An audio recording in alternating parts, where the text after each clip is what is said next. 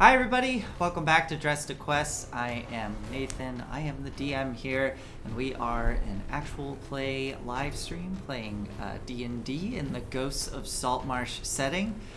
We are level 9 currently, we actually just leveled up, which is exciting. And yeah, we're doing some interesting things in Saltmarsh. But let us do some player intros before we do our quick recap. We will start off with Chris. Hello, everyone. I'm Chris, and I play a human Termitian wizard by the name of Aize Marley. And we're going to visit a lighthouse. How exciting! Here we go. Yay! And next up we have Eric. Hey guys, I'm Eric Wahlberg. I'm playing Glum, the Battlesmith Artificer Gnome. And yeah, he woke up and he suddenly knows some new spells. It's fun how that happens in D&D. Next up we have Erica.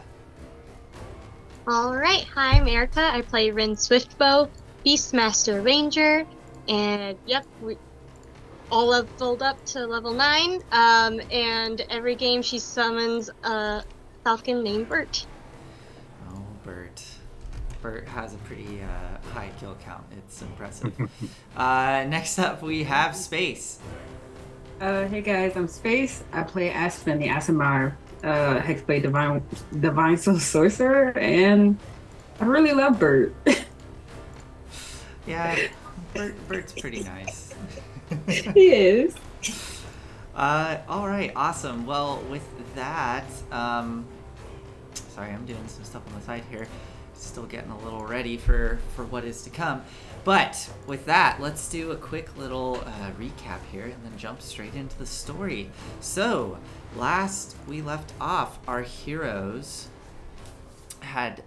Man, what just happened last time? That's right, yeah, last we left off, our heroes had not even broken in. They snuck up to Mr. Dory's lair, slayed the guards out front, and then were confronted by the monsters within and had a big epic fight with Mr. Dory, one of the corrupt council members of Thornhold, who has been revealed to be in league with the cult of Tharizdun.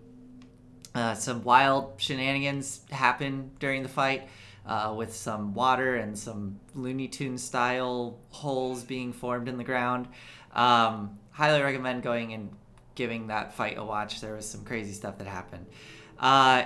At the end of the fight, though, Mr. Dory tried to get away with a fly spell, but unfortunately for him, fortunately for the heroes, they were able to strike him down as he plummeted into the mud below. Going into his lair, this boat suspended above the mud, you found a small journal, some treasure, as well as a letter. Sifting through all of this evidence, you found the evidence that pointed to Mr. Dory being connected to the cult of Tharizdun, and something known as the... where's my notes? There was something mentioned about the Lantern Ghost, I believe, finding more victims for the Lantern Ghost, and a location known as Frother's Lamp, and that is where the Mr. Dory had a letter that was essentially, it seemed to be an older letter perhaps, summoning him to Frother's Lamp to meet an acolyte of Tharizdun, I believe. You can correct me, Aize, if I got that wrong, because I know your notes are very well taken, and mine are in my head right now. But you took the day to gear up, get ready, recover, and upon finishing your recovery, you decided to head over to do a last bit of information gathering and head towards the garrison within Thornhold, where Glum knew of an individual that might have some more information on the cult of Tharizdun and on Mr. Dory.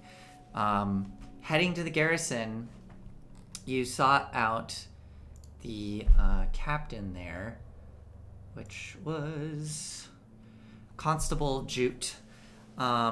You, Rin, spying with Bert, saw her within, this kind of gawky younger woman in big heavy armor.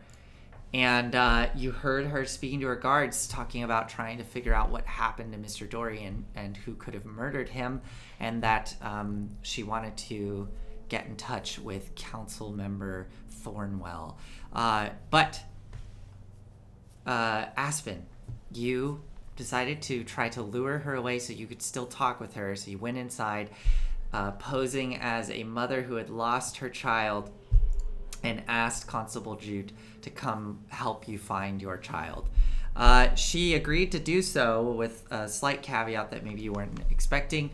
She did bring along one of her guards with her and sent the other guard off to summon Councilwoman Thornwell. So, I believe this is where we're going to pick up. Let's start with Aspen, who is currently you are currently at the front entrance leading Constable Jute and her one guard away from the building. You can see your companions across the street huddled in an alleyway watching this. What are you gonna do? What's your plan here, Aspen? I'm still making it up as I go. I think have they closed the door to the barracks? Oh, yeah, I mean, it was like, so essentially, if you imagine you walk into the kind of reception area, and then there's the desk, which is all behind kind of a barred desk area, and then there's a door leading further back into the garrison. And that door, I mean, was very quickly closed when she sent the other guard away. Was it locked? I mean, you would assume so, yeah. You can see there's definitely a lock on it. Okay, I don't know. I'm gonna subtle cast thaumaturgy. How far away from my companions are we at the moment? Let's call it, they're like across the street, so let's just call it like 40 feet away as you're exiting the building. Is there anyone else on the street? Let's see, it's about 5 o'clock in the evening. Yeah, there's folks moving throughout the streets. Okay, I would like to subtle cast. Wait, hold on, let me make sure I can do this. Is there like any I'm looking for like a single target on the street. Is there anyone that's by themselves right now? Make a perception roll. Okay. Okay.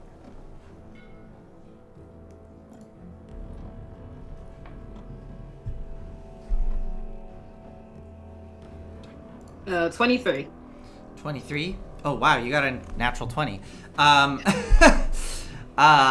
Yes, you do see an individual on the street. You see what looks to be a shorter woman with like dark black hair, cut short. She's kind of got a slight hunch to her, and she's sort of walking with purpose, almost like with a slight duck-footed walk, as she's just like walking through the streets alone, kind of a intent look on her face. Okay. I would like to subtle cast a message to her, so I will spend the sorcery point. Okay. And I would like to ask her, if you could aid me, I am the woman with the purple cape and the hat. If you could aid me, I would gladly give you 5 gold for your trouble. I need you to get this guard away from me and this woman. Me and a constable.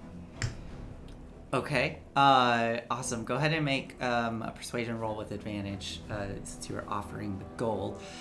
You see her sort of like jolt up, looking around a bit confused and kind of staring around, and then sees you as you're starting to exit the building with the purple cape on.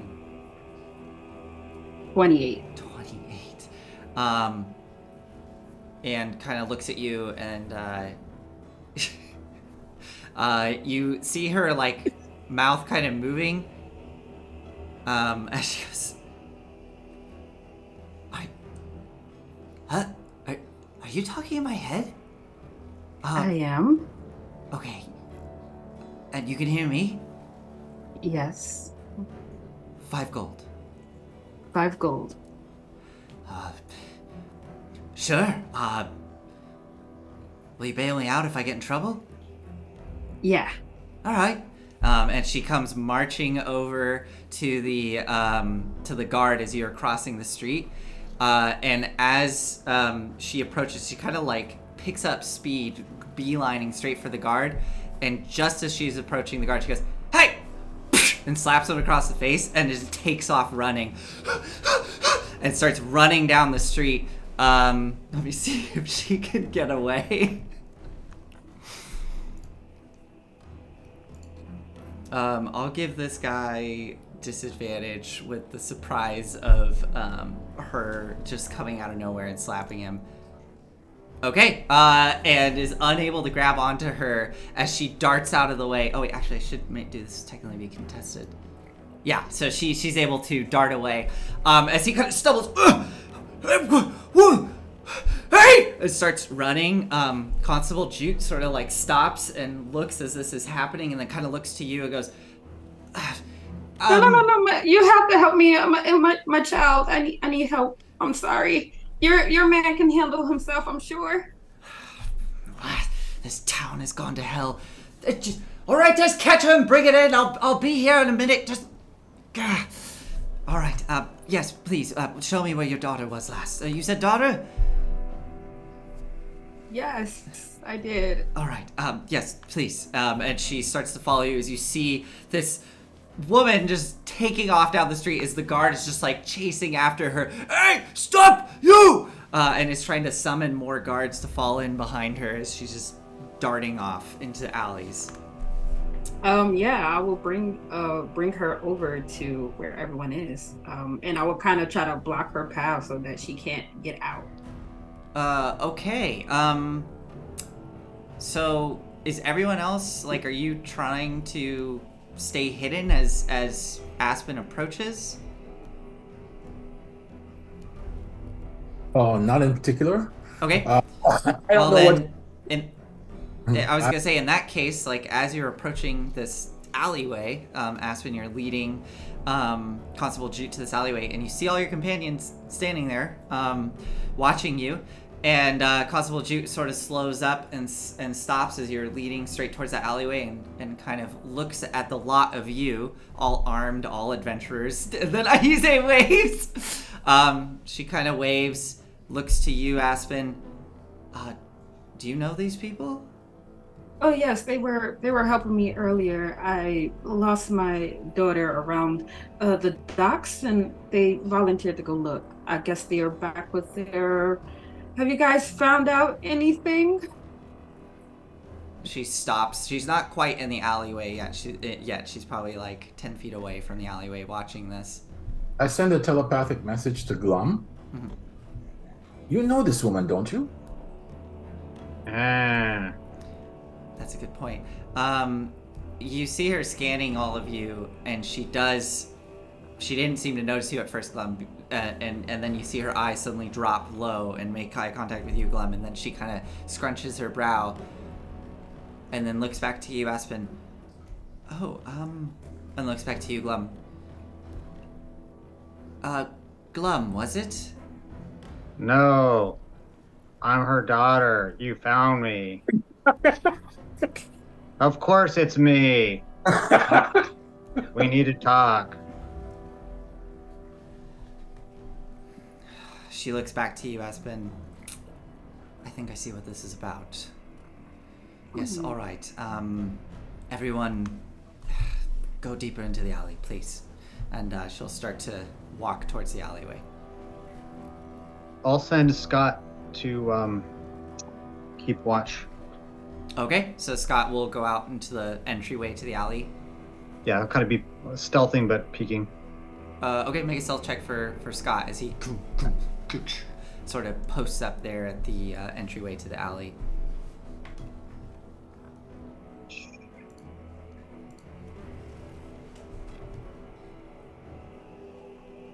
Got it? 18 or 19 or yeah 18, cool.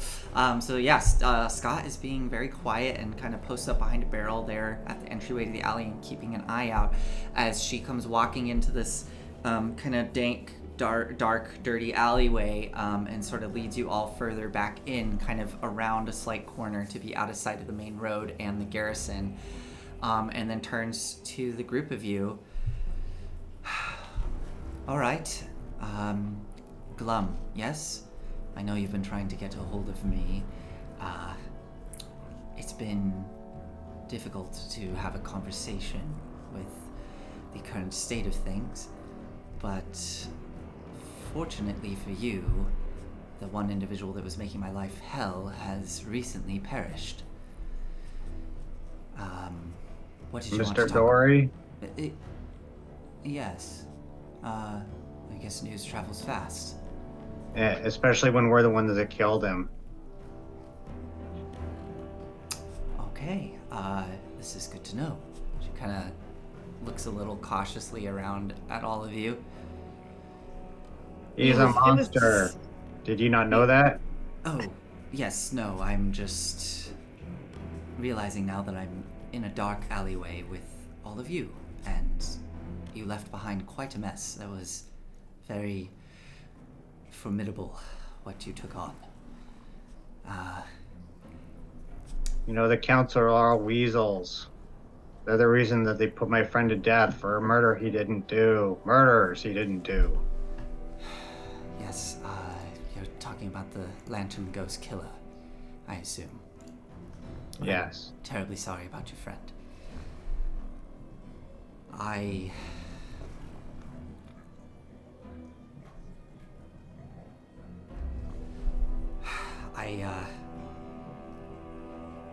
suspect that it was not your friend that did this, and I agree with you that there's something. Oh, forgive me using this word, but there's something fishy going on with the council and with this town. Sorry, let me back up. So, you're claiming responsibility for Mr. Dory's death? Oh, Glummies. Understood. Yes, we had nothing to do with that. It was Yeah, all me. He's very strong for his size. Glum just butchered them all. They were at the bar. I went crazy. I said, "You want to get nuts? Let's get nuts." And then we went and got some nice nuts.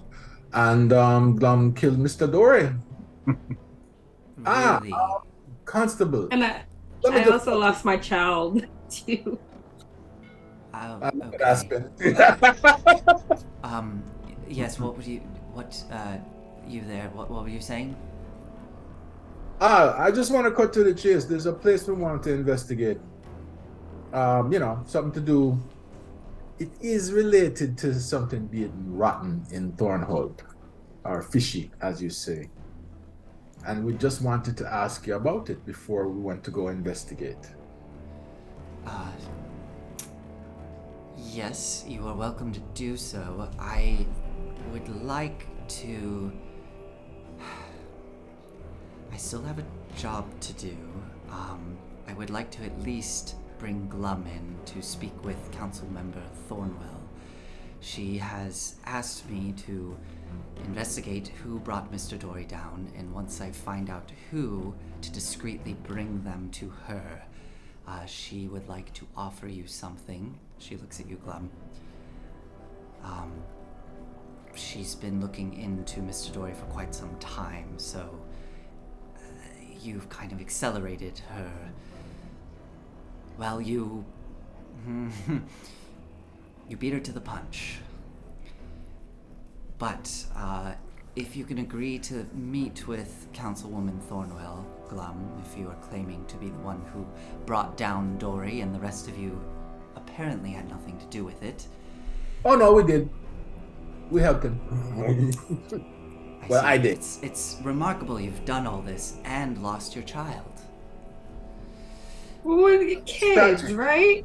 They're so up and down and this way and that. I think I had twins at one point. I don't know. All right. Well, regardless, if you're willing to meet with Councilwoman Thornwell, sounds like you are. We can continue to work together. So, what is it you would like to know? Well, I was waiting for Can Glum to agree. I mean, it's up to him, really. But, Glum, did you want to meet Councilor Thornwell? Yeah, I'm sure it'll be a trap. Yeah. Do you want us to come with you? Yes. As long as you don't fireball me again. Um, that was an accident. I keep saying. can I make an Lab. insight check on her, on Constable Jude? Yeah, go for it. I want to know, well, we want to know everything you can tell us about Frother's lamp. Frother's lamp. Yes. Let me see.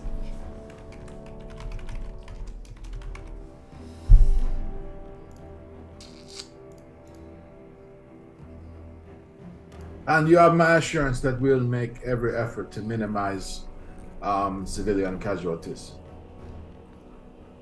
Yes, I would appreciate that.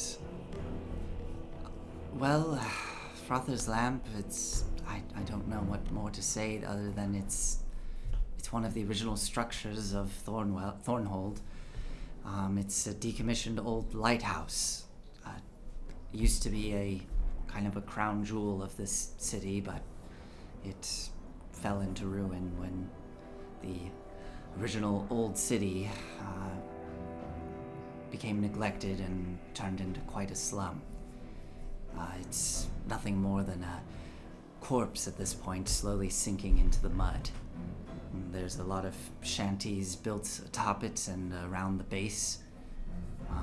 If you plan to go in that area, keep your head on a swivel, although seeing the aftermath of what happened at Mr. Dory's, I'm sure you'll be fine. Is there an underground under the lighthouse? Any place leading to the caves or the sea? Not that I know of. It is just an old lighthouse. I mean, the lower levels would be inaccessible at this point, I would assume. Filled with muck. I'm not sure if it's much of water at this point. It's probably a thick sludge. Are you familiar with the term seek their pulpit in the evening shadow of the Frother's lamp? Evening shadow of the Frother's lamp.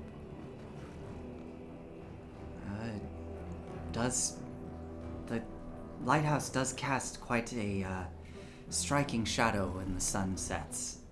I'm not sure. Maybe something about the shadow of the lighthouse having The to do with it. buildings in the shadow of the lighthouse in the evening? Perhaps. What is in that direction? Evening shadows would imply sunset, I imagine. Yes, to the east of Frother's lamp. I'm trying. I don't go to that part of the city much, but you might have to take a look. It's mainly residential. There's slums and old apartments. There are some. There might be in that area. There was years and years ago when there used to be an accessible canal in that part of the city. There was an old galley that became beached and abandoned. I believe it is actually located directly east of the lamp, and I think it's just been taken over by the residents of the low quarter. It's been pulled up into the there's a slight cliff face there. It's been pulled up into the cliff face and built upon. There's slums and apartments built atop it, and I believe there's individuals living inside that galley. But like I said, I don't go there much. It's kind of not a great area, very dangerous place to be. Well, that gives us a lead, and better than we had before. Do appreciate the information. You're welcome. I'll telepathically contact Glum and Aspen, and I said, "Do you want to go see the consular now, or you want to go check out Frother's land?" And then I send the same message to Mon Capitan, Aspen. Yeah, Rin says we should go now before they go before us, or they tip off whoever's there. Okay.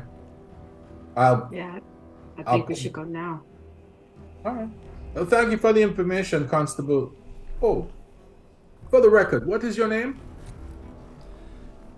You can call me Constable Jute, if you don't mind. Constable Jute. You're very welcome. Now, if you don't mind accompanying me to Thornwell's, that was part of the no. deal. It is part of the deal, but we have some business at Frother's land to take care of first.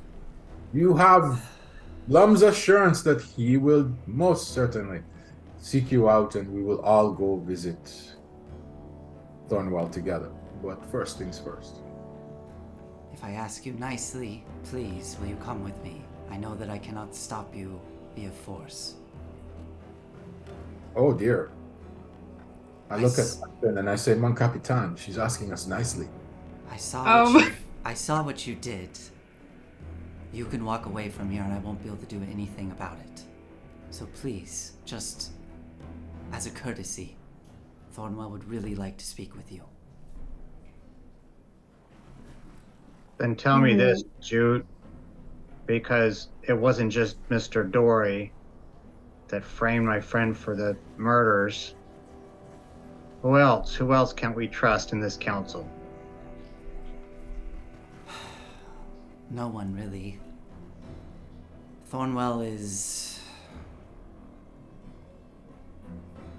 the least of the evils here, but she has her own ambitions. Oh, is she, Zentarum?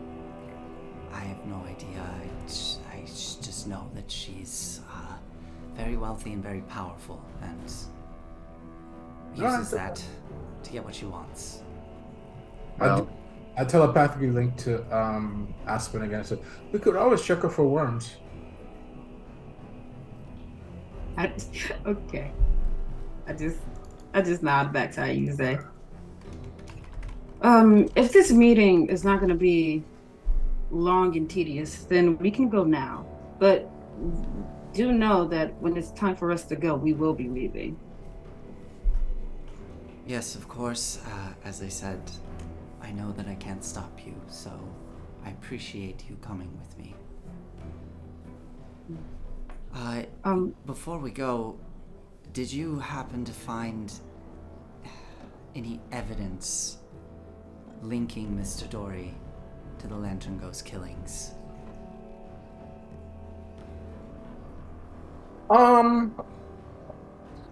There's mention of sacrifices being brought to a youngling to feed it and so that it can gain strength.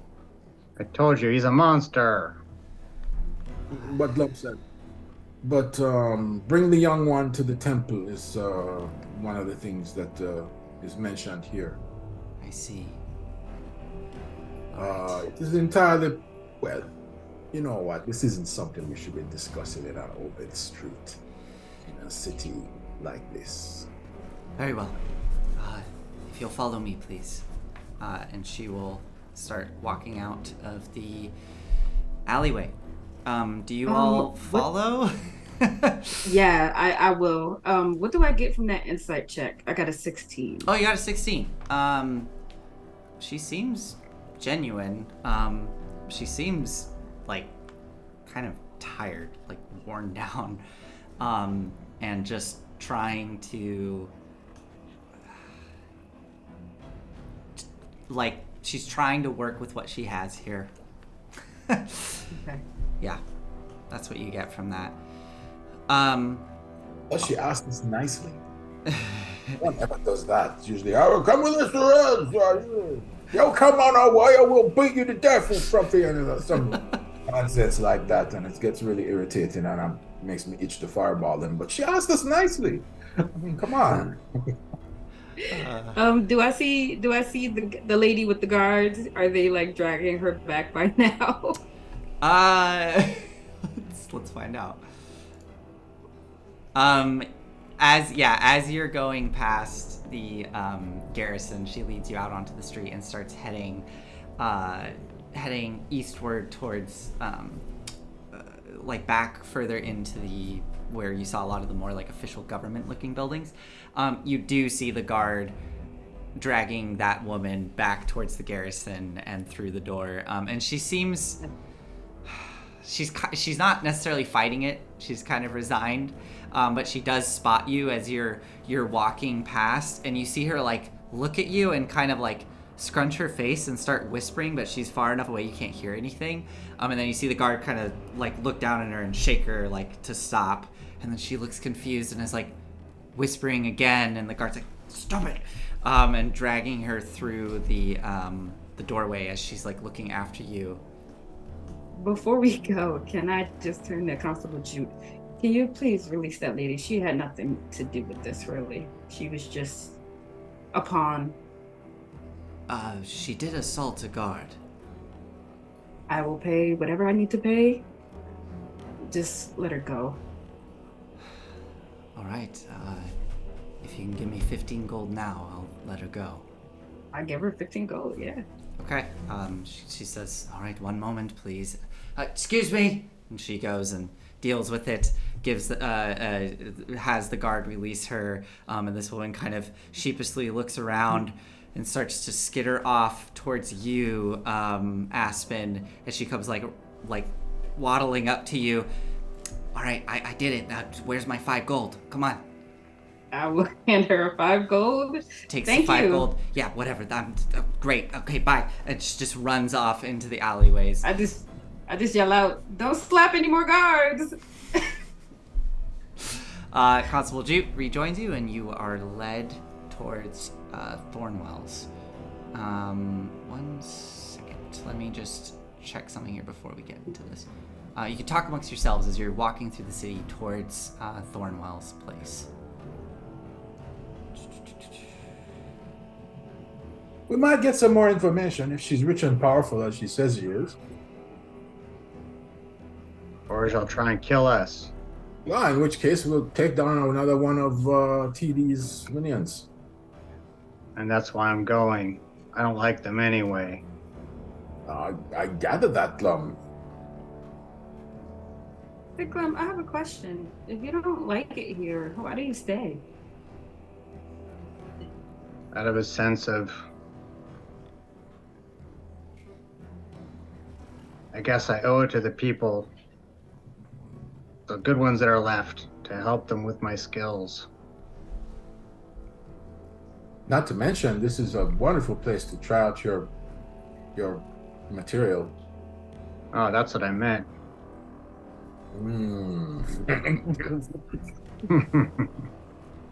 Yes. Do you have any new jokes now that new material that you're working on since you woke up? Yeah. Stare at Aspen. The other day, You are a devil child. You know that? Yes. the other day, I looked out the window and I saw what looked to be a flying cow. But I'm sure it's just a fable. You just hear a low whisper. I don't get it. A fable. Oh. It's Okay. harder. I'm here Keep- every Tuesday I and think Thursday you- night. Yes, you are. I don't think you go anywhere else. I just looked at you, babe. I just keep staring at Aspen. At this point, Constable Jute goes, "All right, we're here," and kind of like has a grimace on her face after hearing that joke, and turns, and you can see up ahead as she's leading you through the streets, there is this tower which you kind of notice to the side in passing as you've moved through the city, but there is this large tower that's kind of a pinnacle of black and red marble, and it has this dark stone wall that surrounds it, and it is very like stout and angular in its construction. It looks to be dwarven architecture that is kind of leading upwards to a precipice at the top that kind of goes into a big octagonal sort of turret-looking shape. And she leads you through the gates where there are some guards there that she kind of waves aside, and in through the front doors. You were led into a large foyer that is big and open and airy, and at the far back there are some sort of angular staircases on either side that lead up to a balcony and continue into some sort of door that goes further into this structure. As you enter into this foyer, she turns to you all. You can hear her voice sort of reverberating in this big open space and the boots clicking on the stone. She turns to you all and goes, if you all don't mind waiting here, I will go fetch the councilwoman, and she'll be down shortly. As she retreats upstairs to go get the councilwoman, you can see there are a couple guards behind you at the entryway into this building, and up on the balcony itself there's one guard standing up there. All of them are armed with crossbows and some spears at their side. As you wait in this small foyer, you can see surrounding the space there are some large portraits that show different depictions of what look to be very kind of noble-looking dwarven and human individuals. And as you kind of scan through them, you can see that some of the depictions of these individuals and the style of the painting, you can tell, kind of gets more and more sort of intricate. As you can tell, this is a history of the different individuals who have lived here. And the most recent ones, the individuals on the wall look to be probably dwarven and human kind of features as they continue along. Eventually, you hear the door at the back open, and you see an individual stepping through on the balcony with Constable Jute. Let's see here. Did I write this down? Yes. Oh no, I didn't. There. Okay, sure. You see what appears to be a rather handsome, well-groomed dwarven woman who has a like black and red leather sort of jacket and pants on, and she has this short white curly hair with very nicely groomed sideburns that come all the way down past her jawline. She has very deep, dark blue eyes as she comes striding down the stairs towards you and into the main foyer. She approaches you all. Let's see here.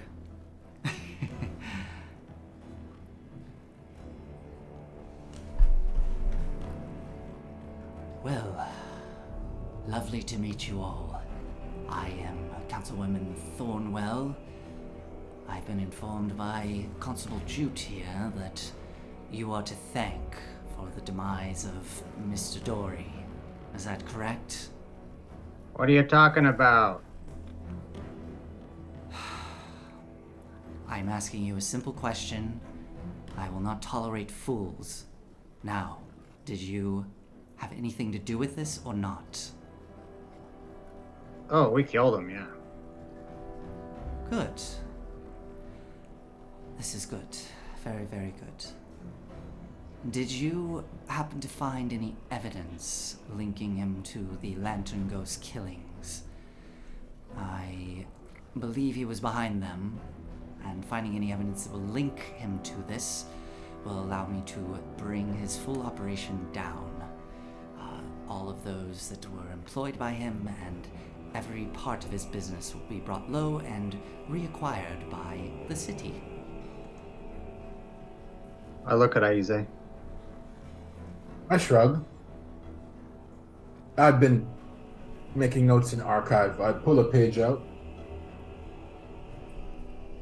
and say, I'm keeping the original, but here's a copy She of all of the material that was in his diary. she looks it over and spends probably a solid 5 minutes reading through it all, just sitting there as you all stand there in silence, kind of making faces as she does. Constable Jute at her side, sort of shifting uncomfortably in this awkward silence. Are there any chairs nearby? There's some cold stone benches off to the side, left and right, of this in this foyer. I'll just sort of surreptitiously move to one and sit down. She doesn't stop you. Okay, and then I pull out archive. Okay. And I need to make notes. After the 5 minutes passes, she looks up and kind of folds the paper and slides it in. This is wonderful. I can make this work. I see here that there is indeed a mention of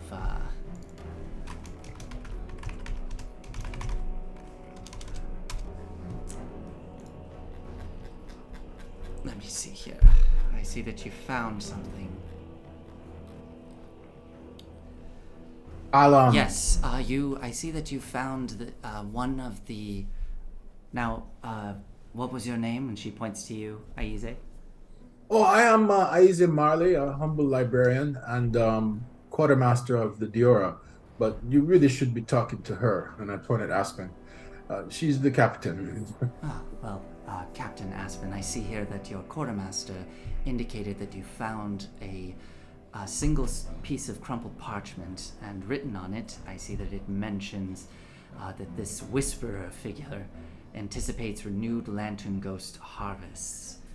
That seems very promising. Let me see here. Yes. Find someone to resume the lantern ghost task. I think that should be sufficient enough, and all of this here that you've taken note of, Quartermaster, of these, this Therizdun, all seems very, evil and devious. I'm sure that will do great. Wonderful. Now, my biggest concern, though, is that we've recently had another lantern ghost killing, or at least we suspect as much, as there was another murder, that there were some witnesses that managed to see an individual matching the description of this supposed lantern ghost killer.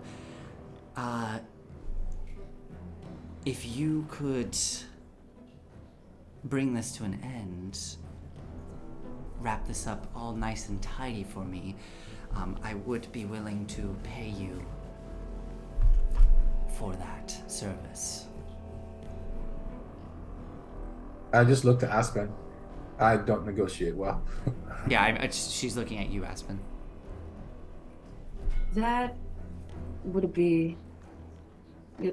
We would love to do that for you, but I actually have one thing I want to ask. A favor. Or you can tack it onto our reward.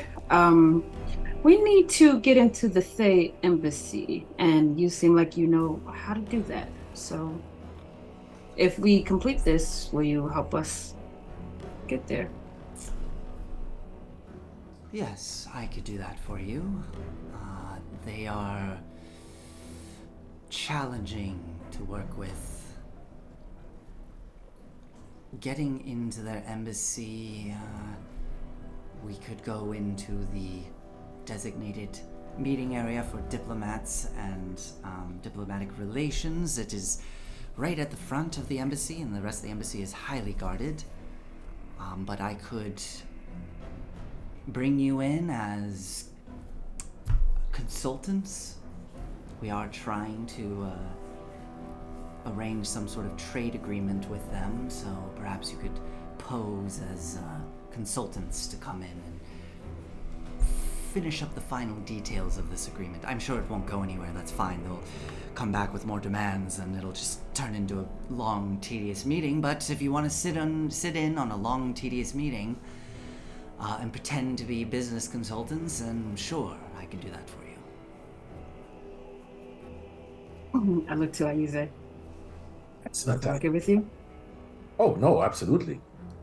Yeah, I mean, I was considering how to figure out how to break into the place, but this seems a lot much better.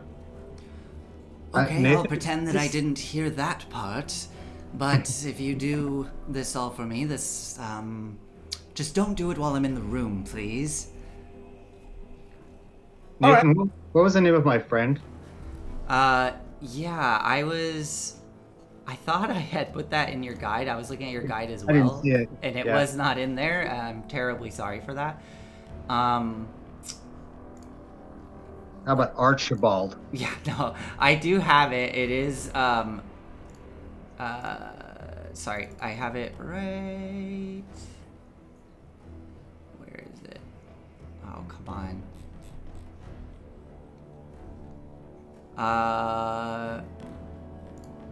Hold on.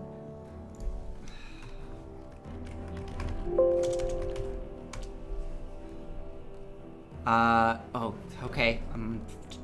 Don't know how to pronounce this name, so I'm gonna do my best. Your friend's name was, you know what? Sure, let's go with Archibald. That's a lot easier to say. Cool. So your friend, Archibald. Yes, that was your friend. Hey, Nora, he says sarcastically.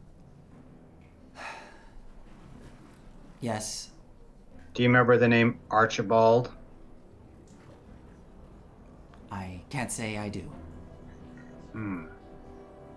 Well, you and your scummy councilman friends were more than happy to murder him in pretense that he was a lantern killer. Well, Why was that? Why were you so quick to do that? Why are you so happy to kill my friend, Nora? I see. I'm assuming that this was the original supposed Lantern Ghost killer. I'm sorry for your loss. Unfortunately, I did not have full control over the garrison. Mr. Dory had paid off essentially the entire garrison and the entire militia of Thornhold. And the other council members they frankly didn't care at all. They had no stake in these murders, they just wanted it to be done. But I was essentially powerless to do anything about it. I had to go along with it because they all outweighed me.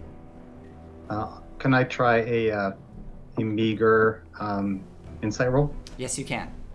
All right. Yeah, he has no idea. Yeah. So you All right. have to. As far as you can tell, she's telling the truth. Well, either way, just know that I hold you responsible too. Well, You're all councilmen over the biggest pile of feces in Salt Marsh. He's a bit passionate. And, gnomes are very close with their friends. Please forgive Glum. yes. Besides which, regardless of how he feels about you, we're going to be doing you a lot of favors in the near future, so... Indeed you will. If you can bring me more evidence for these Lantern Ghost killers, and if you can find the one responsible, and it does seem like Mr. Dory was connected in some way, but if you can find who was directly responsible and bring these murders to a stop, then yes, I will get you that meeting with the Thay Embassy, and I will give you a bit of payment as well. Yes. Sorry, just one more question. You wouldn't happen to know of a gentleman by the name of Scarin? I can't say I do. Alright. Just checking. Thank you for all this. Another stipulation before you step out. Rin, by the way, I've been just staring while the adults talked, apparently. You look to be an adult yourself. Thank you. I sometimes forget that. So, to Glum's point, I'm coming in here with very little information, but assuming we do as you're asking us, assuming Archibald has living family, if there's some way for them to be compensated for his wrongful death, I think that's fair. Sure, we can do that. Probably be taking some of your payment down as a result. You can take it out of mine. I'm not sure about the others. Very well. I have no idea if he had any family. I will have someone look into it for me, unless, and she looks at you, Glum, do you know if Archibald had any family? No, I don't know. I just only recently remembered his name. Glum, I'm pulling out a limb for you. Glum. No, he says, yeah, I don't know. You let me know. Yeah, man, I'm terribly sorry. I don't know where those notes went, but you would know that Archibald did have a sister Okay. by the name of Eleanor. He has a sister. And you'll pay her extra. As I said, Murdered my friend. I will You be could have taking... stopped him. You and your fancy tower. I could not have stopped this from happening as the rest of the council was outvoting me. I could have, sure, gone a more route of anarchy and violence and murder, but if I did that out in the open, it might not look so good, and all of this, as you said, pile of filth would really fall apart and become even more a pile of filth. So I did what I could. As I said,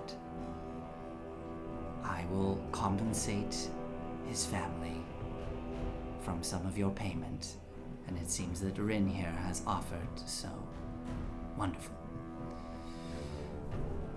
Thank you for agreeing to work with me and for coming here, and thank you so much for what you've done to Mr. Dory.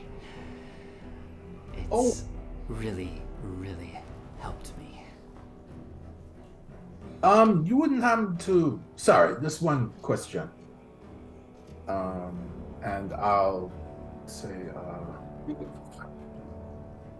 what's across the street from on the east side of the, geez, I just wrote it down too, of the lighthouse? Frother's lamp. Yes. Let's see if I can... It's a shame that part of the city has completely fallen apart. East side of Frother's Lamp, believe it is mainly apartments. And the only thing of note is there's an old galley that was been commandeered, and there's, I believe, some squatters inside there. And just, for interest's sake, and I'll do a telepathic link to Aspen and said, when she answers this, just look at her carefully, please. You aren't playing us, are you? Rin is always concerned about this because everyone we make deals with betrays us in the end and we have to kill them. But it's getting rather tiresome. So I just want to know, you're not in cahoots with Mr. Dory, were you? No, I was not in cahoots with Mr. Dory. I am thrilled that he is out of the picture. Just need these last little loose ends tied up. Whether I am playing you, well, I mean, I think we're playing each other a bit here. I'm getting a bit of what I want out of you. You're getting some of what you want out of me. But no, I am not in cahoots with Mr. Dory or, looks at the notes. Don't say it. Just call it ZD. DD. Alright, yes, I'm not in cahoots with whatever that might be. Okay. I look at Aspen. Go ahead. Yeah, I would like to make an insight Yeah, check. Make an insight check. Yo. Natural 20. No, I mean, she looks gleeful that Mr. Dory is gone. And, she's definitely not in league with Mr. Dory, not in league with Therisdune. She is definitely trying to see how, like, in what ways she can get the most out of you, as possible. Like, how much can she get out of you, and what can you do for her? But she doesn't seem to be. Yeah, she's not. She is not showing any signs of like, oh, I'm setting them up. She's just like genuinely like, yes, Mr. Dory is gone. So no double cross. Okay. No. Yeah, I just looked to Aize. I just thumbs up. By your leave, Mon Capitan, shall we? Oh, thank you, Nora. Councilwoman Nora. Thornwell, please. Councilwoman Thornwell. Thornwell, gotcha. You actually never told us the amount you wanted, to pay us. We would like to know that before we leave. Good catch. I did not specify. Very well. If you can bring the Lantern Ghost killings to an end and find out who is responsible, then yes, I would be willing to provide you with 400 platinum. Now, a portion of that, it sounds, will be going towards this family. So, let's see here. Yes, okay. Oh, and she kind of looks over. Erleth is in the room, right? So, Forgot. yeah. It's divided by 4. She I looked at she you kind of there. scrunches her brow and looks at you, Aize. By 4, I count 5. No, you count 4. Yeah, Fine. Bert doesn't need payment. Did she say that out loud? I'm Uh, sorry, Ren. I didn't mean to cut you. Yeah, I mean, Aize said it out loud, I I'm just- assuming. I just look at her. You don't even have any abilities, so what are you offering us? Oh, Yeah. hold on.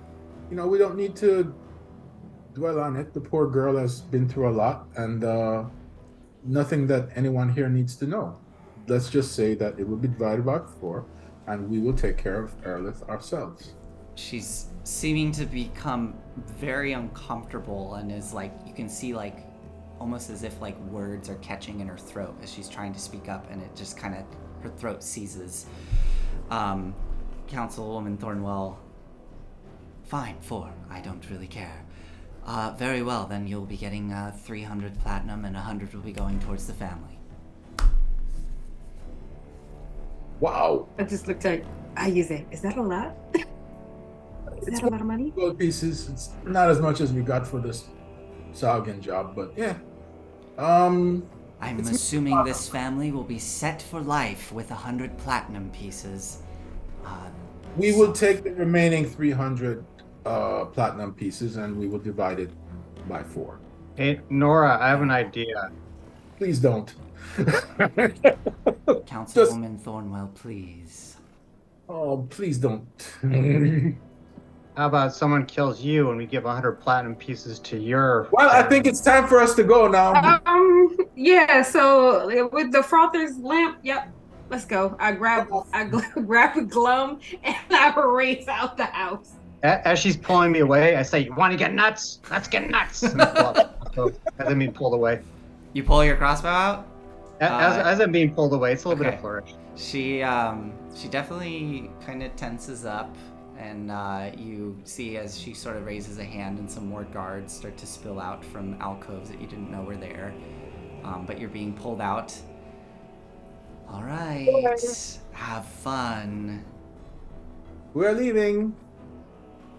And she just watches as you are pulled out the door. And Constable Jute, sort of watching you leave, turns and starts to have a conversation with Thornwell as you exit the building. You are definitely escorted off the premises by guards and end up out in the streets in front of her large tower. The guards sort of gruffly push you out into the street and turn away and close the gates behind you. It is, the sun at this point has just dipped below the horizon. There's a little bit of light left in the sky. What would you all like to do next? It was about more or less this time that we're supposed to be looking at the shadow cast by the lighthouses, correct? According to the paper? Well, the by the time you get over there probably won't be much light left, but yeah. We'll know at least what direction east is in. I mean, why don't we talk and walk? One option, one capitan, if I might say so. I believe the options are to have dear Rin here put a pass without a trace on us, and we sneak around in there. Or I could summon a massive elemental and smash the entire building down, and we tear out. We're gonna go blast with everything. Ren. Ren, are you okay to do that? What? The plan that involves not smashing everything, yes. Mm-hmm. Oh, yes. I'm fine with whatever. Oh my goodness. I just looked at you. You can to use your spell soon enough, okay? Oh yes, it was just a thought. Oh my god. You went invisible, I say. And I just looked to Glum. Do you really have a death wish? Because I mean, how I don't even know how to ask this question. Like, what was that? When they arrested my friend, they said he was the serial killer. I knew it wasn't him. They knew it wasn't him. I tried to stop it. By the time I got there, they'd already executed him. They're all murderers. All of them. That's why I'm here. To get revenge. And to tell jokes. Fair. So, okay, I understand how you feel. If someone murdered my friend, I would definitely be ready to cause a massacre. But you can't go off mouthing to counsel people. I did. You did, and I'm afraid. Like, are you gonna? Like, I'm afraid for you. Actually, I don't feel safe for you. Glum, like, you've become a valuable member to our team, and if something were to happen to you because of that, like, I think I would lose my shit for real. Well, aren't we chasing down an evil god? This is just Yeah, Aspen's way of saying she's worried about you, so we prefer you to not jump straight into the fire, so to speak. I appreciate you, Aspen. Yeah, don't get used to it. Anyway, I just like pat Glum on the head up and down. I think I would have put him down by then. And yeah, I just follow Ren. Okay, cool. So being following Rin with Glum's guidance, you all are able to get through the city and find your way into the low quarter up to Frother's lamp. As you move through the city and cut through the Alchemist District where Glum lives, you've been through here numerous times at this point, with all of the various alchemical shops and factories as you move past, and then you get further into residential areas where there's multiple leaning apartments and buildings all crowding over the street and the cobblestones with the muck trickling down gutters. You cross over some rickety old soggy bridges into the low quarter, and you find yourself in an absolute tangled mess of buildings. There are buildings built on top of buildings built on top of buildings, and you can see that some of the buildings furthest down are very old, made of stone, and have sunken deep into the mud. There is barely any streets in this district that have cobblestone, and those that are cobblestoned are a patchwork with numerous big potholes and pieces of debris strewn throughout. You can see numerous individuals that unfortunately seem to have been... This is the best they can do in this town is where they're living. There's a lot of folks that look to be having a hard time living in this district. And as you move towards the center, you can see some slow-moving, sludgy canals winding through the streets as you're kind of walking above them. Individuals in rickety old rowboats coming in from a day of fishing, sort of pulling their way through the muck with strange-looking fish in the backs of their boats.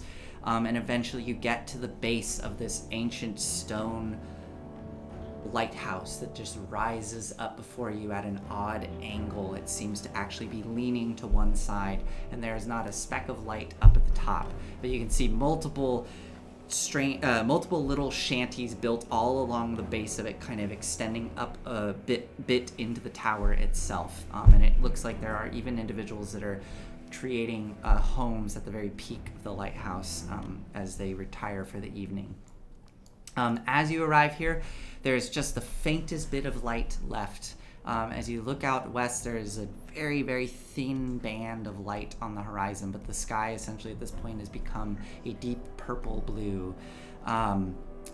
So any amount of shadow is going to be very, very faint at this point, coming from the ambient light in the area.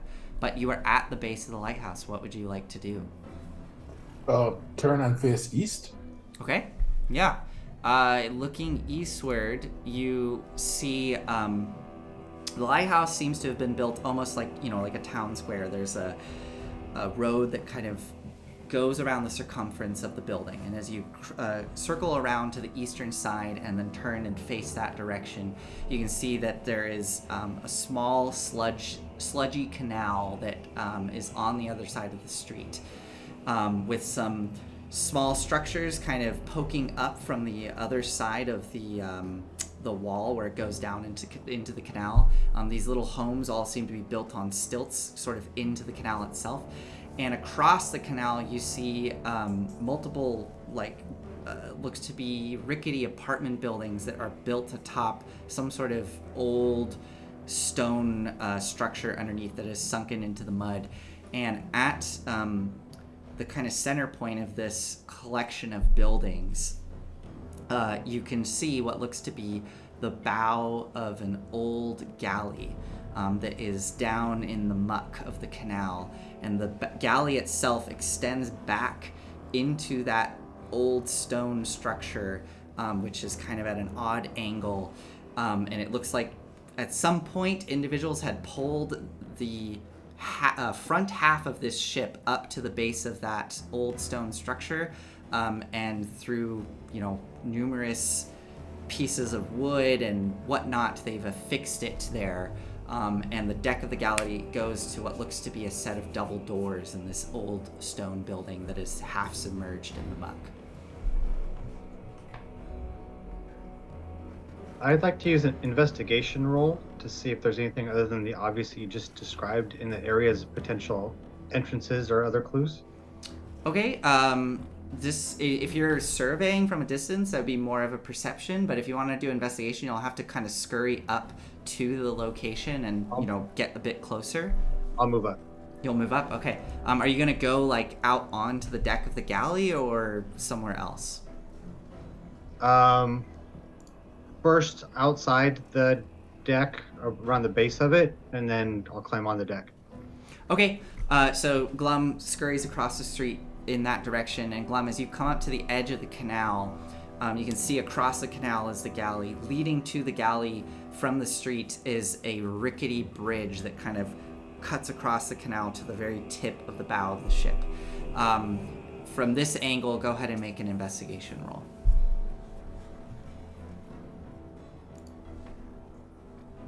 24, nice. So glancing around and getting down close to the rickety bridge in front of you and looking about, you don't really see any other signs of entrances to. If you're looking for the galley, you don't see anything there. But if you look, as you look left and right, I mean, it just looks like numerous homes are built around this galley. You can see people moving inside windows, getting ready for their evening. Some people leaving for the evening. But something that does stand out to you is that the structures directly around the galley itself, they all appear to be abandoned from what you can tell. There's no lights turning on with inside the small windows. You don't see any movement. You don't see any individuals that are returning or leaving.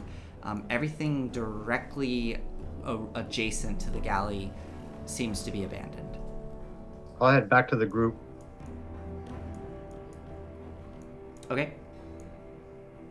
All these buildings right here, and I point at the ones you'd mentioned that are abandoned. I wouldn't be surprised if that's another way in.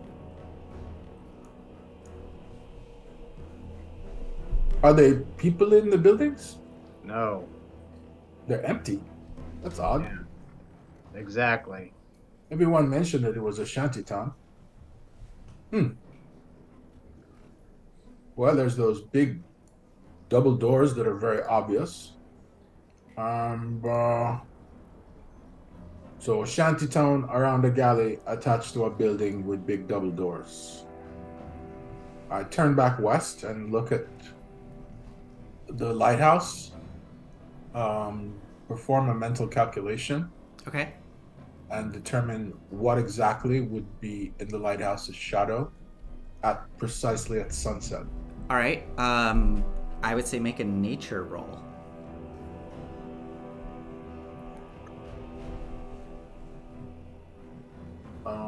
21. 21. Okay. Yeah, as you look at the lighthouse and try to calculate where the sun would be right as it's setting and try to angle out where the shadow would lead to, you turn and slowly find your gaze resting on the double doors leading into that stone building at the deck of the galley. And you can see in your mind's eye that the shadow would extend right to that point. The doors. That building. That's where the pulpit is. I say, well, actually, let me see. I think this would actually be. Well, highest probability factor based on Dory's notes anyway. Watch it be in the damn lighthouse and him being just very metaphorical and poetic. Could I help Aize with his theory?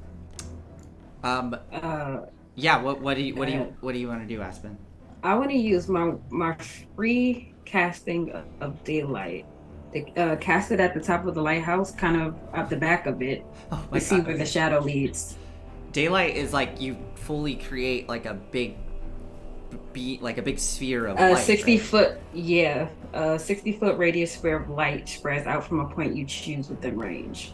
Wow. Okay. The sphere it sheds dim light for an additional 60 feet. Yeah. So as you cast it, you all see this big beam of light or this big ball of light appear behind the lighthouse in the direction that Aize, you pointed out.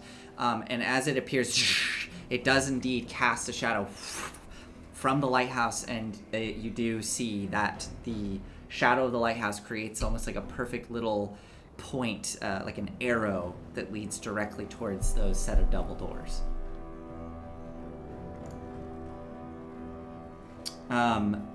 Rin, as this is all happening, you notice there are people in the streets. You know, this is people live here. There have been people moving about. You've seen the fishermen coming in for the day. And you start to notice an individual staring at you from a window of a shanty house, not too far away, kind of up to your right. Then you notice another 2 individuals kind of poking out their front door, staring at all of you. And then you notice 3 more across the way, kind of down a ways on the canal. You see somebody, a fisherman that is coming in for the day, going along that sludgy canal past the bow of the galley, and they turn and just stare at the group of you as this light of sunlight is cast above the lighthouse. You start to see multiple individuals staring at you all, and you notice all of them slowly kind of smiling, and they start to go like this.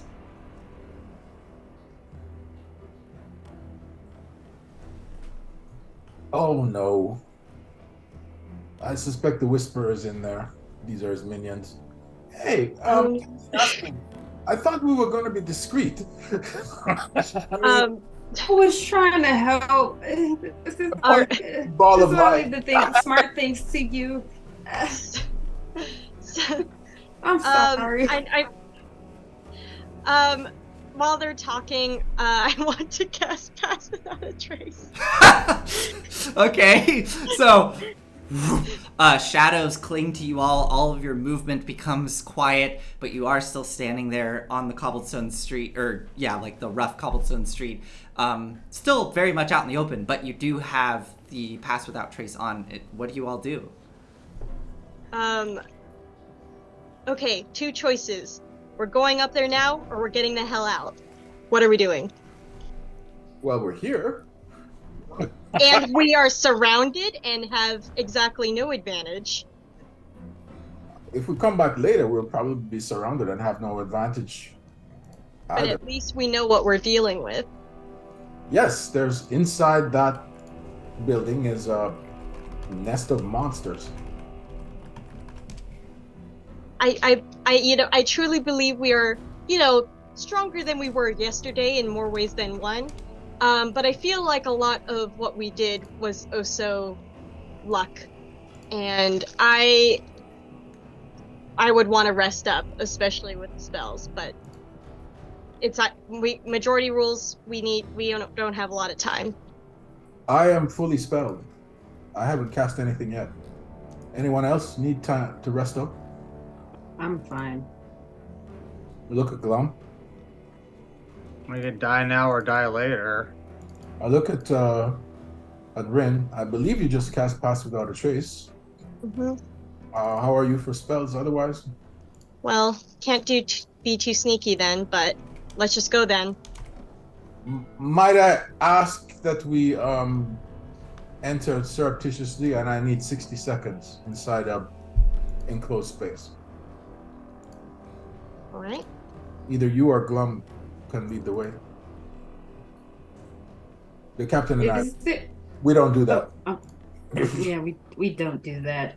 Is there a way for us to kind of go around all of this, the galleys and the shanty? Are there side alleys and stuff that we can go down to get back to the galley?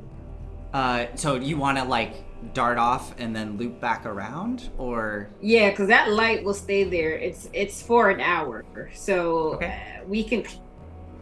I mean, try to sneak away. Yeah, you can easily try to sneak away from the galley. I mean, you are in a maze of shanties, so if you want to dart down a random alley and start trying to hide, you can totally do so. Yeah, do you want to do that? I think that's what we should do. Okay, so group stealth check then, as you all kind of dart off away from the light and away from the entrance to the galley.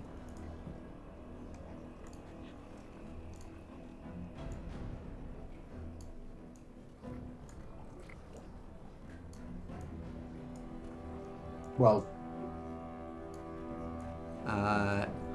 Ooh. Oh wait, Eric, it's a 20? Is it actually a 24 for you? Is it? Yeah, it's a 24 because of the boots.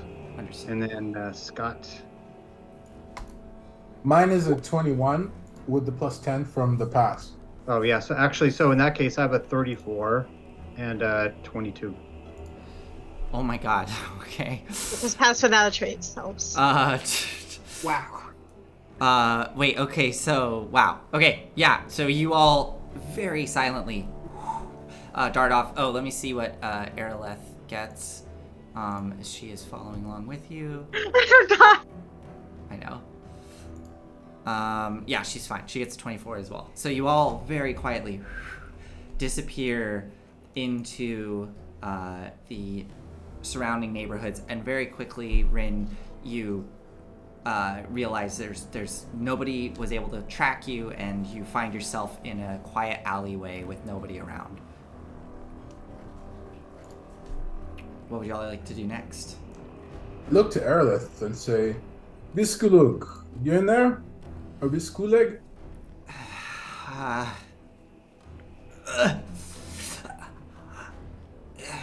Yes.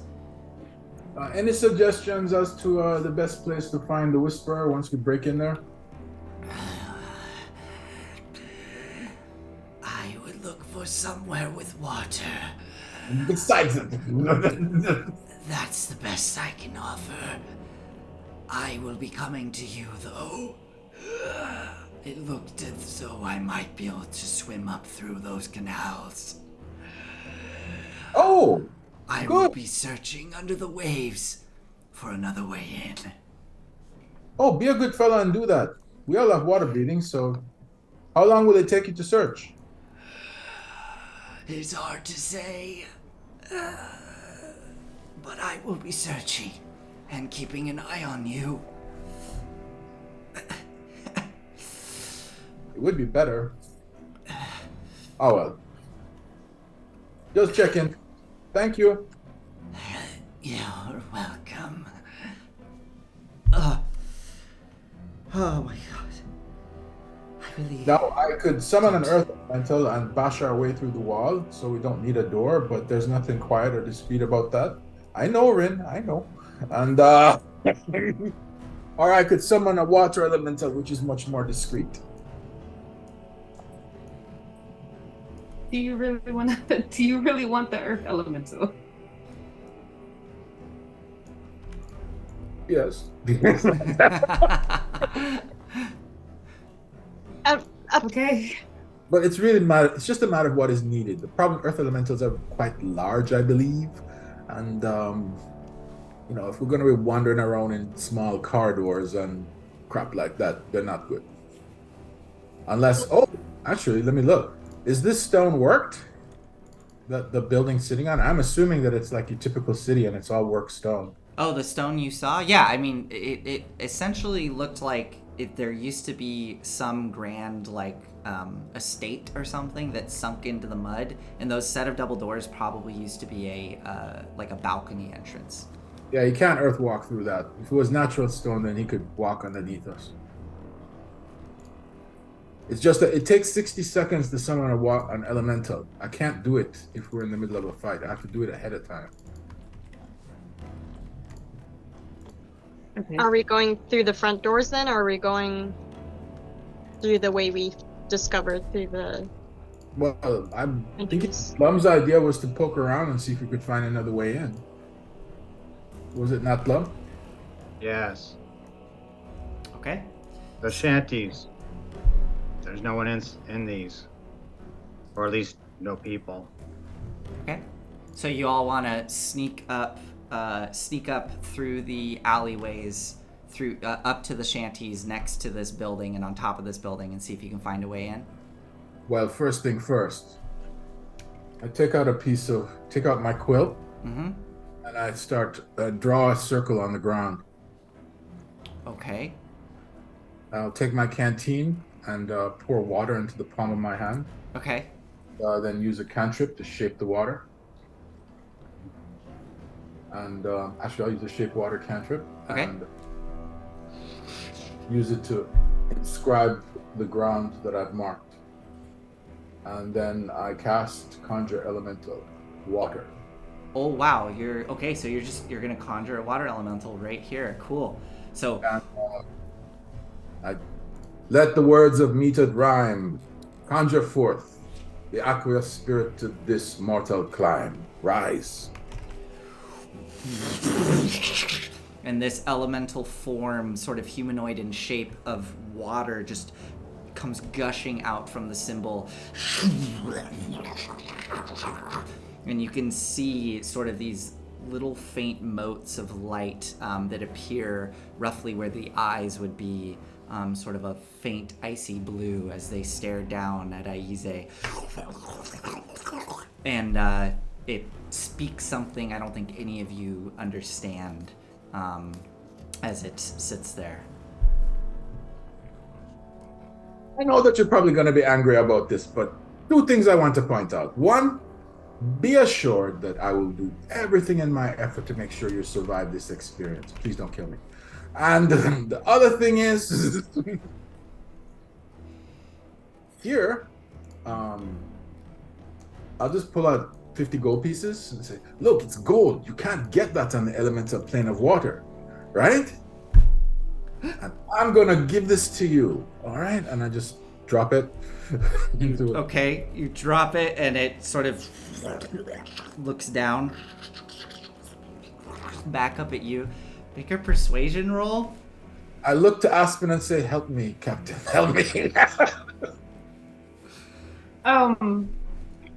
If you understand, if you won't kill us, we'll give you more gold. No, I want you to help me with a Oh yeah, I will. Yeah, I will give him the help action. No, I think. Oh no, you want me to give you guidance? I will give you guidance. The elemental looks back and forth between the two of you as you're having this interaction. Go ahead, Aize. So it's persuasion, and I get to add And a what? D4. Okay, there's my persuasion roll. Oh dear God, never mind.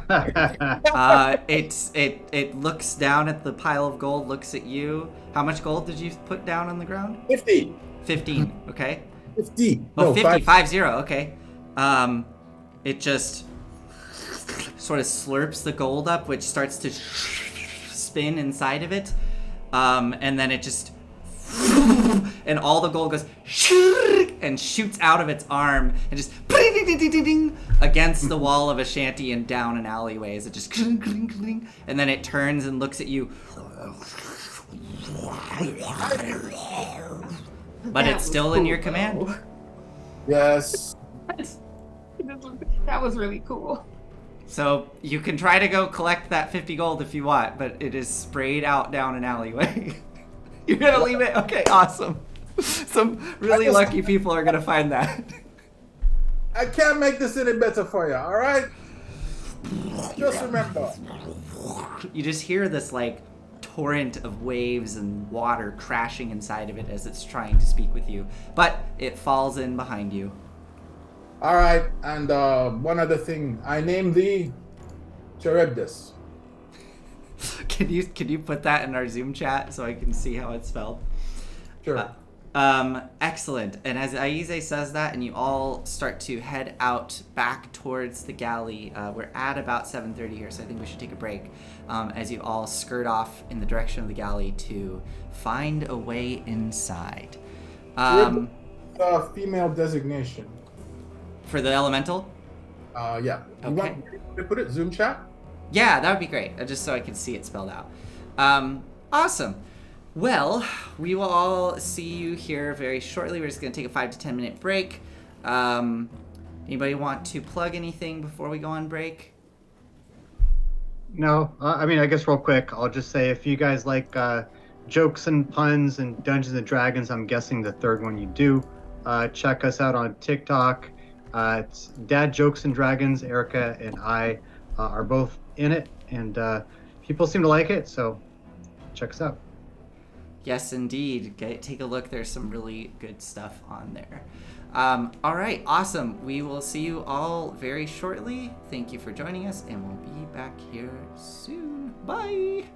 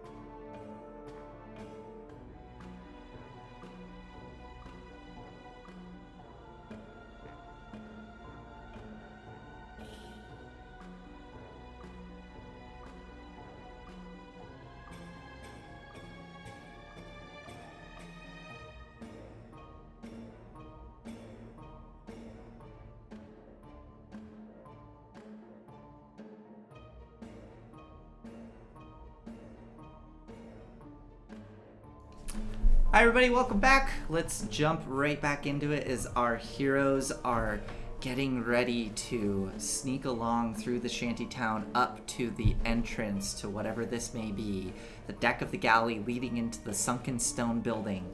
And Aize just summoned a water elemental. Let me know if I'm saying this right. You said Charybdis? Is that right? Yes. Right. Charybdis. We can call her Cherry for short. Cherry, okay. Cherry just summoned a water elemental by the name of Charybdis or Cherry.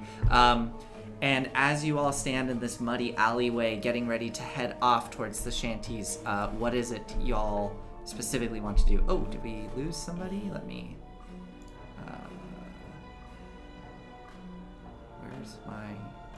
There we go. I have to do a quick little arrangement here. Boop. Okay, there we go.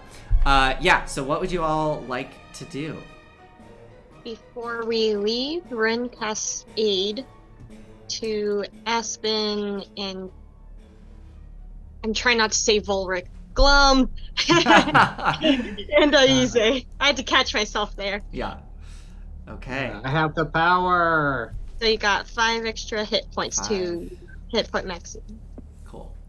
And that's not a concentration spell, right? That's just, you just do it. Cool.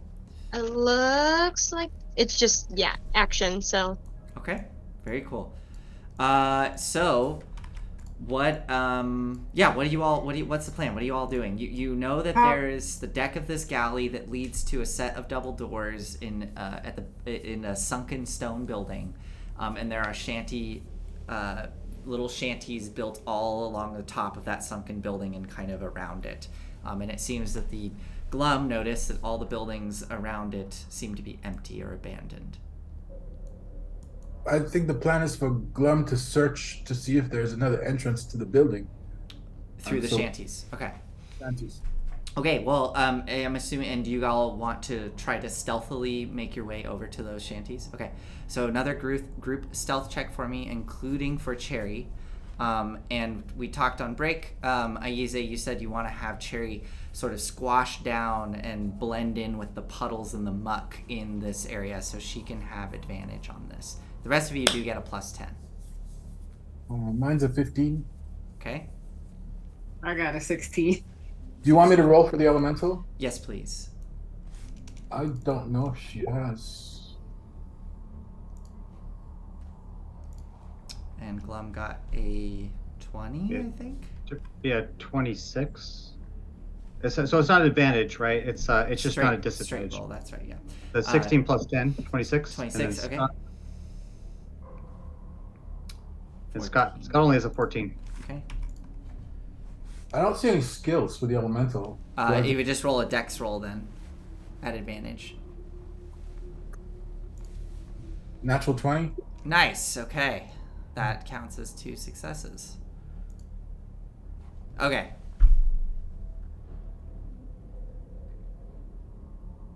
Yeah, okay, cool. You all very quietly work your way back towards the galley. Glum, you find a rickety old bridge a little away from where the galley is to cross over to the other side of the canal and start working your way through these. At this side of the canal, it essentially drops down probably a good 30 feet down to the base of the canal, which is kind of a slow-moving sludge of water. And that 30 feet of distance is essentially a wall of ancient stone buildings that have sunken into the mud and shanties built on top of each other. So you're kind of moving your way through this rat's nest of wooden walkways and planks and small stairwells as you kind of wind your way through this shanty town towards the galley. The sun is fully set at this point, so it is dark. There is kind of vapors and mist coming off of the sludge, sort of billowing up into the streets, and the cold of the fall is starting to set into your bones as the moisture in the air is thick. You are coming in from kind of the north, making your way down this canal, and up ahead as you come around a corner, you can see little lanterns dotted along this canal, sort of creating some semblance of light. And up ahead, you can see the bow of the galley poking out into a wide point of this canal. As you dart through these gangplanks and ladders, you manage to very easily dodge past any passerby or any individuals that are at home. Nobody takes notice, especially with Rin's pass without a trace. All the while, Cherry is just gently gliding along next to you down in the muck of the canal itself. Aize, you can make out the slightest bit of ripple as she's moving through the mucky water below. So she is like, probably 30 feet away-ish down below in the canal. If you want her to come up to where you are, she would be like, on the wood and buildings themselves. You eventually find yourselves in this tangle of buildings above the deck of the galley. Looking below, standing on this wooden, rotten gangplank, you can see the deck of the galley is probably 20 feet below you, and the entrance to this stone building is there as well. But built above it, there is just a chaotic cluster of structures. And as you start to poke inside and look through dusty windows, or rather mildewed windows, it doesn't look like anybody is inside these structures. But, Glum, you want to see if you can find another entrance, so let's go ahead and do an investigation check as you start to poke around these buildings. Okay. Is the water elemental with me? The water elemental is, if you want the water elemental to come up to where y'all are, she would have to come up out of the canal, and she would be a lot more noticeable. So she's down in the water of the canal. This is fine. I got it. 20. You got a 20. Nice. Okay. All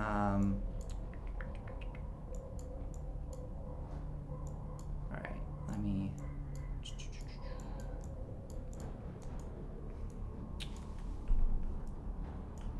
Okay. Let me see here.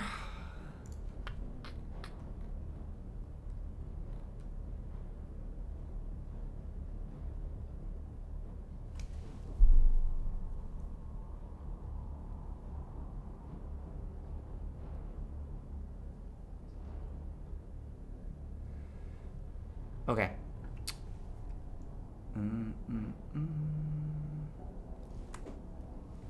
Sorry, I am checking one more thing.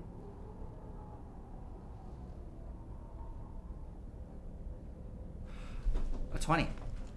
So, Glum, you very carefully and slowly go into each of these buildings built atop, and you're looking for what specifically? Just like secret doors, or Primarily, and then secondarily, clues. Okay.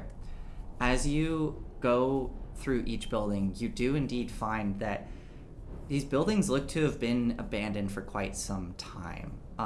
The rooms inside, most of them are just a single room with like a corner where it looks like there would have been cooking and washing done, and a small bed in another corner, and other bits and bobs. All of it is soggy with wet and covered in mold and mildew. As you walk across the floors of these buildings, they don't creak and moan. They kind of give and bounce like a sponge. Everything is damp and wet and spongy. You go in the first building, that's all you really see. You go in the next one, that's again all you see is just abandoned structures.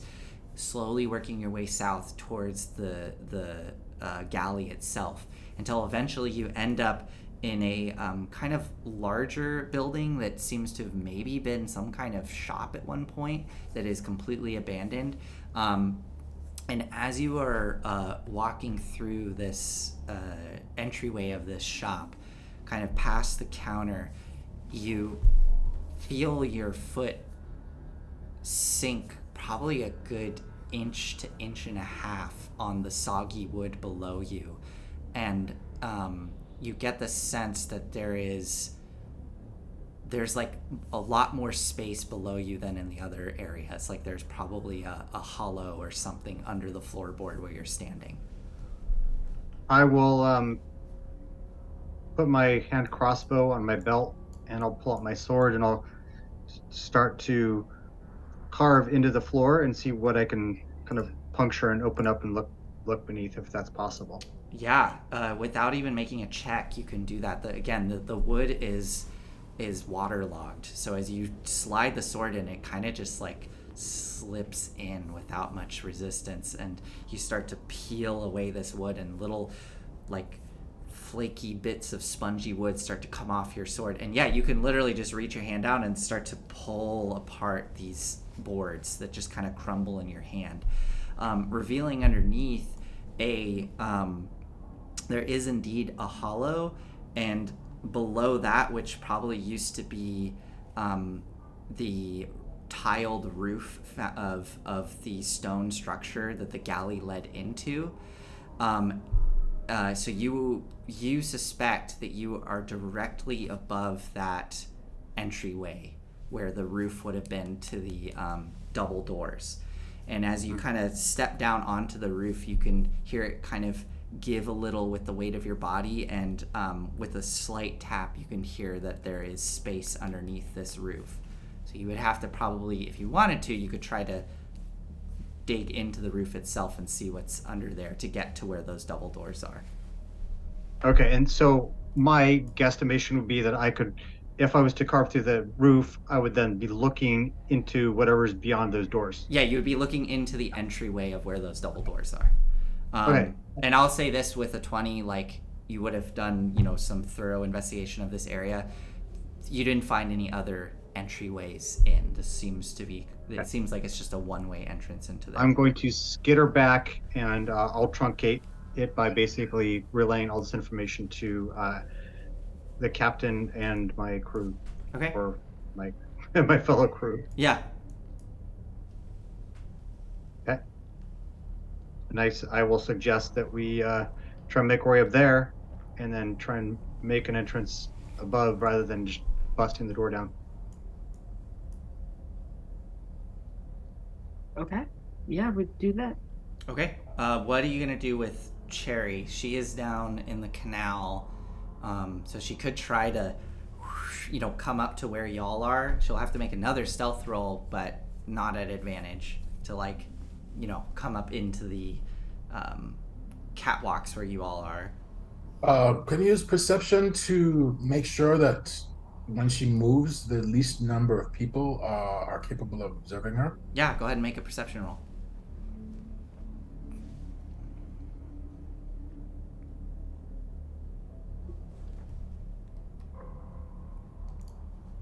Wow, I'm just really hot tonight. Okay. Coast looks clear.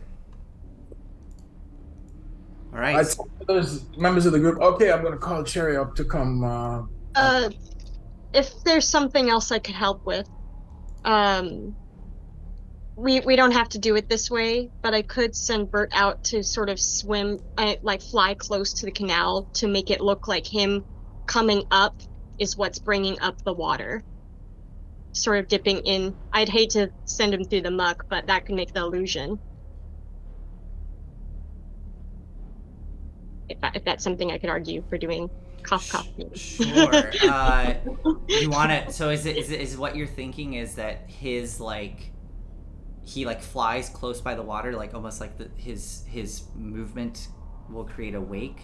So I'm gonna have him fly back where she started swimming down, traveling down, and he's going to dip in the water and sort of make it look like the splash of him coming up, as if he dove in to catch a fish or something. And then yes. Okay. Yeah.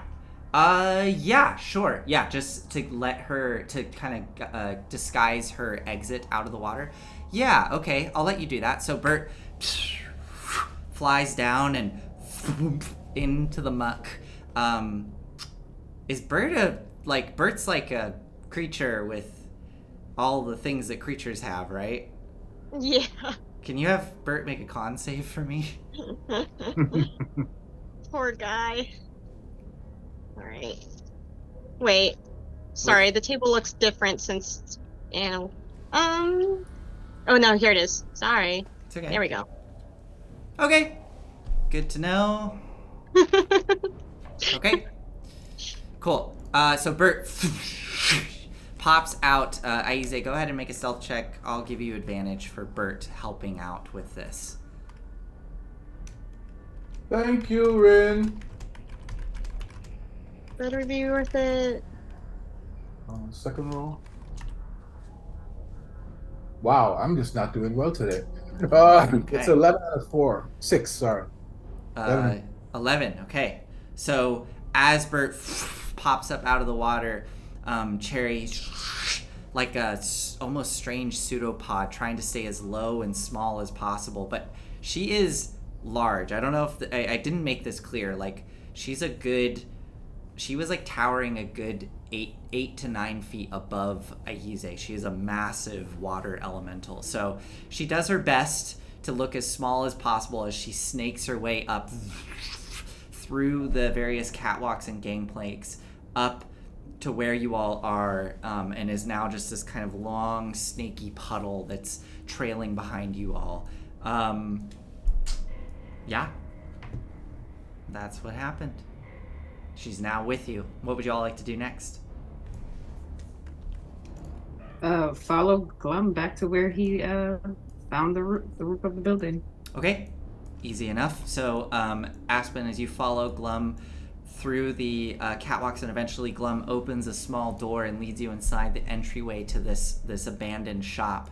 And you can see where the floorboard has been peeled open, and down below you see the old moldy tiled roof of the stone building that this shop was built on top of. And Glum, what would you like to do now that you are inside the shop and can see the hole? I should probably go first. So I'll walk. How far down can I walk? Because you make it sound like I'm above, like I'm walking on a roof, basically. How far does that roof go?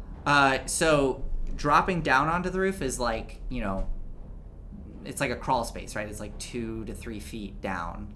Like you almost imagine the top of the roof is the crawl space of this building. So you drop down onto there, and then I guess you're a gnome. You don't have to get too low. You could, if you wanted, crawl all underneath this shop in this crawl space, but you're on top of the roof itself.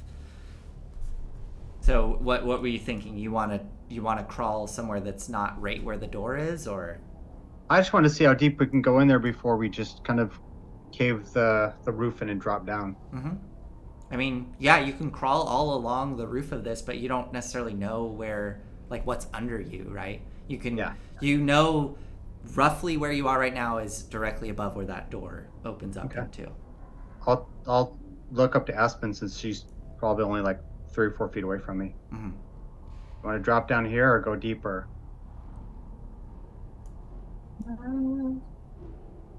We are right by the doors, right? Yeah. Let's go deeper. Maybe we can find like a room or something we can drop down into. Okay.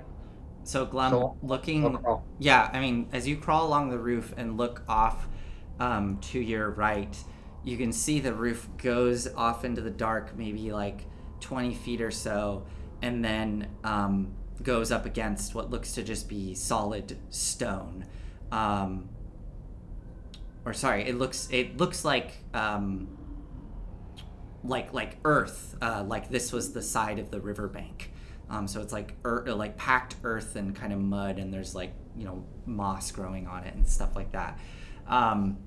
The roof itself is a total of like 25 feet by 35 feet square, or that's like how wide of a space you have to work with as you're crawling around. And yeah, I mean, go ahead and make an investigation check for me.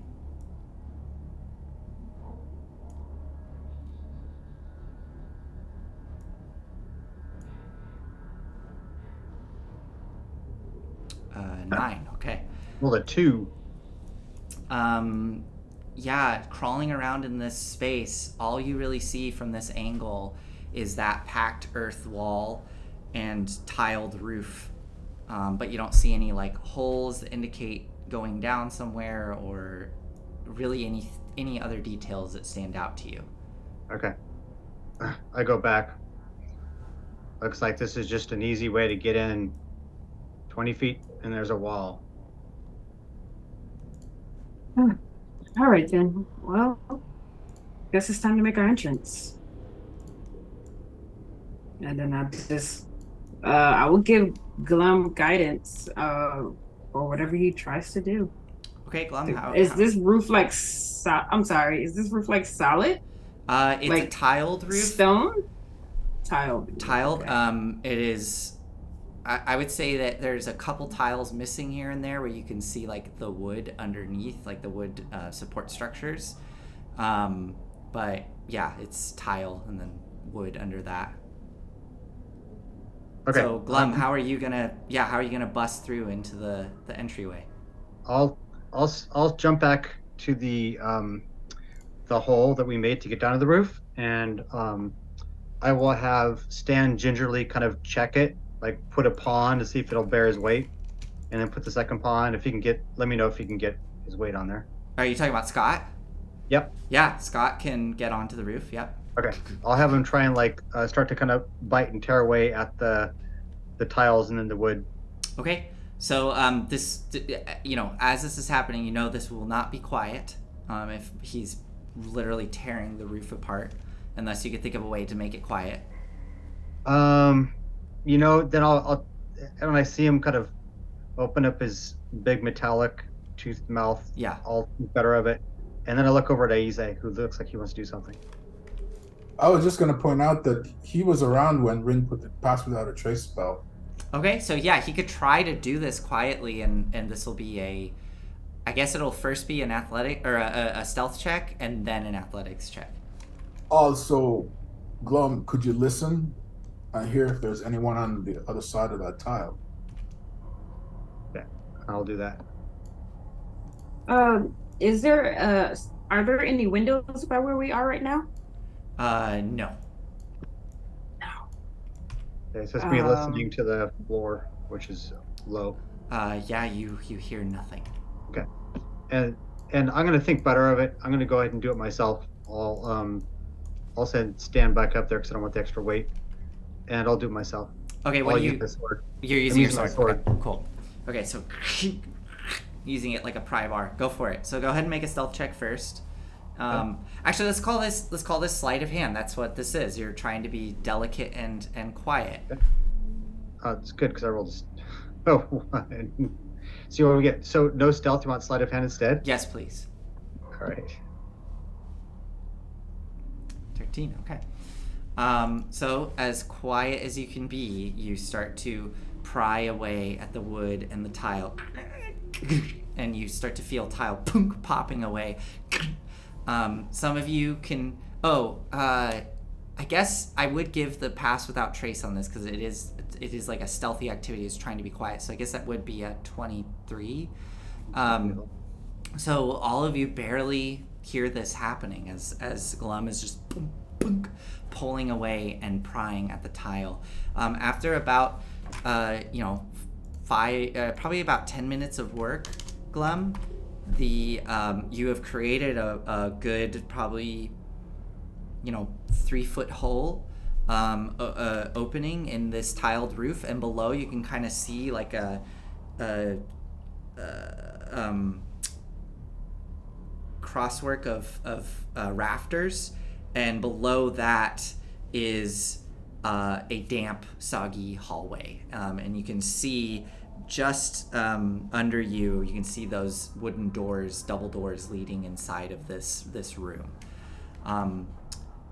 As that is happening though, and Glum, you just finished this work and you have this hole available to go down into the hallway below.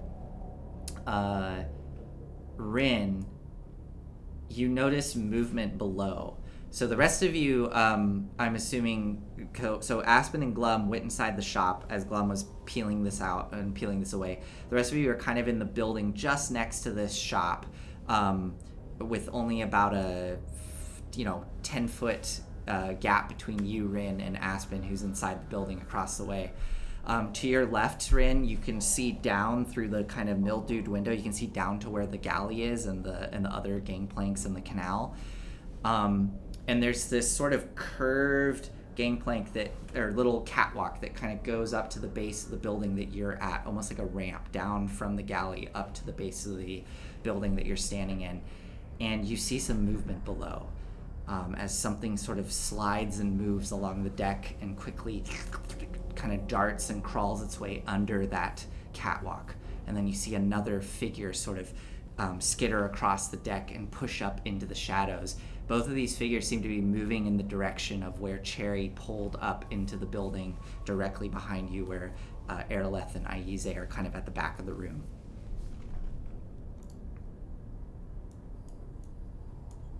And it's only Aize and me.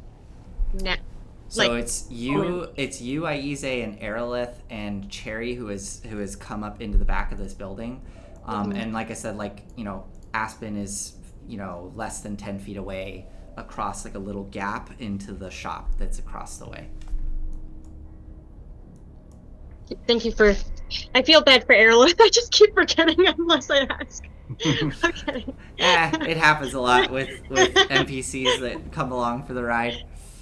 All right. I'll whisper to Aize that Cherry was probably followed based on what I saw in the shadows. Did you get a good look at them? They're just, based on your description, not fully humanoid at the very least. Not make a perception roll for me. We'll see how much detail you get. They looked humanoid, but we'll see if you get more details. Because I'm like, how much of it is like making it sound cool and literal? Yeah. What am I rolling again? Perception. Yeah, they looked humanoid. They moved kind of weird, but they looked like some humanoids that were creeping up from the shadows towards Cherry. All right, I repeat that. Heads been up. dealing with not quite fully human creatures It's lately. probably those tentacle monsters again, partially transformed. Looks like Cherry was spotted. Mon Capitan, Glum. We've got 2 hostiles coming from behind. Can you handle it right now? We're trying to dig our way in. All right, Rin and I guess we'll handle it. And Cherry, beautiful, wonderful Cherry. All right, flatten yourself on the ground, sweetheart. And when they try to step over you, I want you to pin them. Okay. Oh, hold on. I think she can. Let me check. She can engulf. She can whelm each creature. Yeah, every creature in her space, and she's huge, right? She is size large. Would it be possible for her to whelm both of them if they're together? If there are 2 creatures, I think so. If they're size medium. Each creature in elemental space must make it. Well, here, what I just. Yeah, I mean, if they're size, that makes sense. If they're size medium, then yes. All right, 2 missions. Number 1, whelm them and immobilize them and crush them if you can. And the primary mission is protect me. All right. All right. Do not allow them to engage me under no circumstances. All right. The crashing behind her sound. And I'll move back a bit. Okay. As that's happening and you're kind of giving these orders and Rin and Aize and Aerolith are all kind of getting into position. Aspen and Glum, you kind of hear this from Rin, but you have the hole available to you to drop into the hallway below. What are the 2 of you gonna do? Glum and Aspen. I summon my axe right away. Okay. And then I kind of I message back to Aize. We have the hole. Just come over. Okay. They'll be right behind us. As you're saying that, Aspen, and the message is going into your mind, Aize, Both Rin, you spot it just before it happens. You see a shadow move past the window directly out into the area where you were coming from, where that catwalk kind of curves up to the base of the building you're at. And there's a small, like, swollen door there next to the window. And you see that shadow pass past and go right to where that door is. As you notice that, you hear another sound from the back of the room across the way where Cherry has pulled up into the adjacent building. All these buildings are like smashed together, almost connected like wall to wall. And the building where she had pulled up into, the wall had collapsed in, kind of creating this big, long, open space. And at the back where a door, there's a door leading into that building where she is, the door suddenly slams open, and you see a silhouette of a humanoid standing there with a spear clutched in hand, and you can see where the legs would be are those strange tentacled legs that kind of cascade down and are moving and writhing as it starts to move into the room. Go ahead and really quick, Aize, make another stealth roll for me for Cherry, because she is trying to create this trap as she's spilled out into a puddle. I'll give her advantage because she's just like a big puddle on the ground. Wow, she is she is doing so poorly. She is trying to push herself down into this puddle as best she can, but unfortunately she's having a hard time maintaining that shape. And there's little pseudopods kind of coming up out around the edges, almost like cilia of her shape, sort of trying to hold together. And that creature, before it steps into her, notices and stops. But regardless, I need all of you to roll initiative as this kicks off. And I'm going to make some quick adjustments here to the map. I rolled a 19. I didn't have a token to grab. Oh, so. yeah, let me, let me make an adjustment to the map here, and then I will,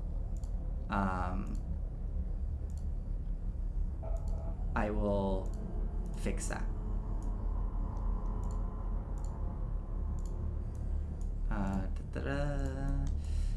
Sorry, I gotta do this really quick.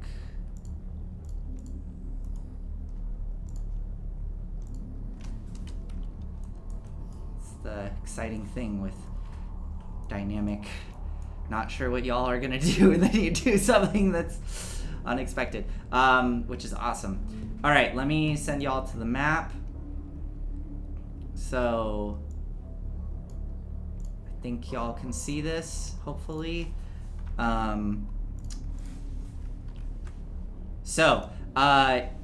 Glum and Aspen, you are inside this building here. You can kind of see the makeup of all these buildings. These are just the rooftop view, but just imagine that you are inside. Rin, there's this kind of curving catwalk here to the east, and that's where you saw the figure pass past the window and go to the door, which is here. You see the other one has busted down the door and is standing over here across the way at this building that is adjacent to all of you. Aize, you're pushed up into the corner there with Araleth, and Glum and Aspen, you are above the entryway. So let me roll 22 initiative. 22, okay. Okay. Oh, shit.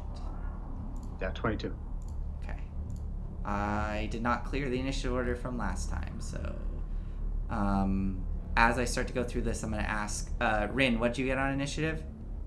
21.16. Okay. Aize? I got a 19. 19, okay. And we'll just have Cherry go directly after you. That'll be a lot easier if you're okay with that. Glum, did you get a 16 or a 7? Neither. I got a 22. You got a 22, okay. Aspen, what did you get? Got an 8.14. Okay, perfect. And they got... Okay, and then Scott will go directly after your turn, and I need to roll for Araleth, who got a 12. Okay. All right. So as this happens, the door kicks open. All of you standing there at the ready. First up, we have Glum. Okay. Can I get up to where I can attack? Oh, definitely. Yeah. Like I said, the little hole you made is essentially like a crawl space. Right. So it's like a 3-foot drop down, less than that, probably 2-foot drop down. So you can easily pull yourself up onto the floor. And we only see one of these creatures at the moment. Correct. Okay. Yeah, that's fine. Okay, I'll move up to here, Mm-hmm. and Scott will move there, Okay. and then I'll fire 3 times. Okay, so Okay, and as always, in the sharpshooter thing. So this should include the sharpshooter. Let's see. This should be it. Let's see. Yes, because I got the -5. Okay, so 7 that'll miss. that will miss. 10 will miss. And an 8 will miss. So Each shot kind of almost, it's like a firing an Uzi that he doesn't know how to control. Just kind of fires up in the air. Just open your eyes. Okay, that's it. okay. Anything else? That's my bonus action. Also is. All right. Rin, you are up. So I will say for you, you did see a figure pass by the window here and go to the door that's there, but you don't know where they went after that. So, okay, so it was 2 different. I mean, I saw two different ones initially, but do I have a visual on the one that the water elemental tried to trap? Oh yeah, that's the one that's directly there. Yeah. So that's the same one that passed. Okay, got it. Ooh, so there's another one that I don't know where it is. Awesome. So, all right. Since that's the one Rin can see, that's the one she's going to shoot at. Okay, go for it. Once going to also shoot with sharpshooter, hoping for better luck.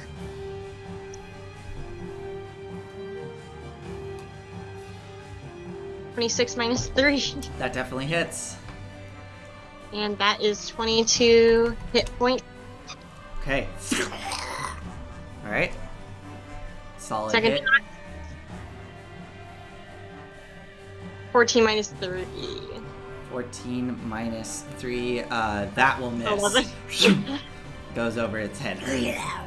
All right. Anything else for And- you? As always, rounding off with a claw attack from Bert. Bert flies out and does a flyby. 9 will miss as Bert just darts past and the creature ducks just in time. He still has the muck in the face. Yeah. Okay.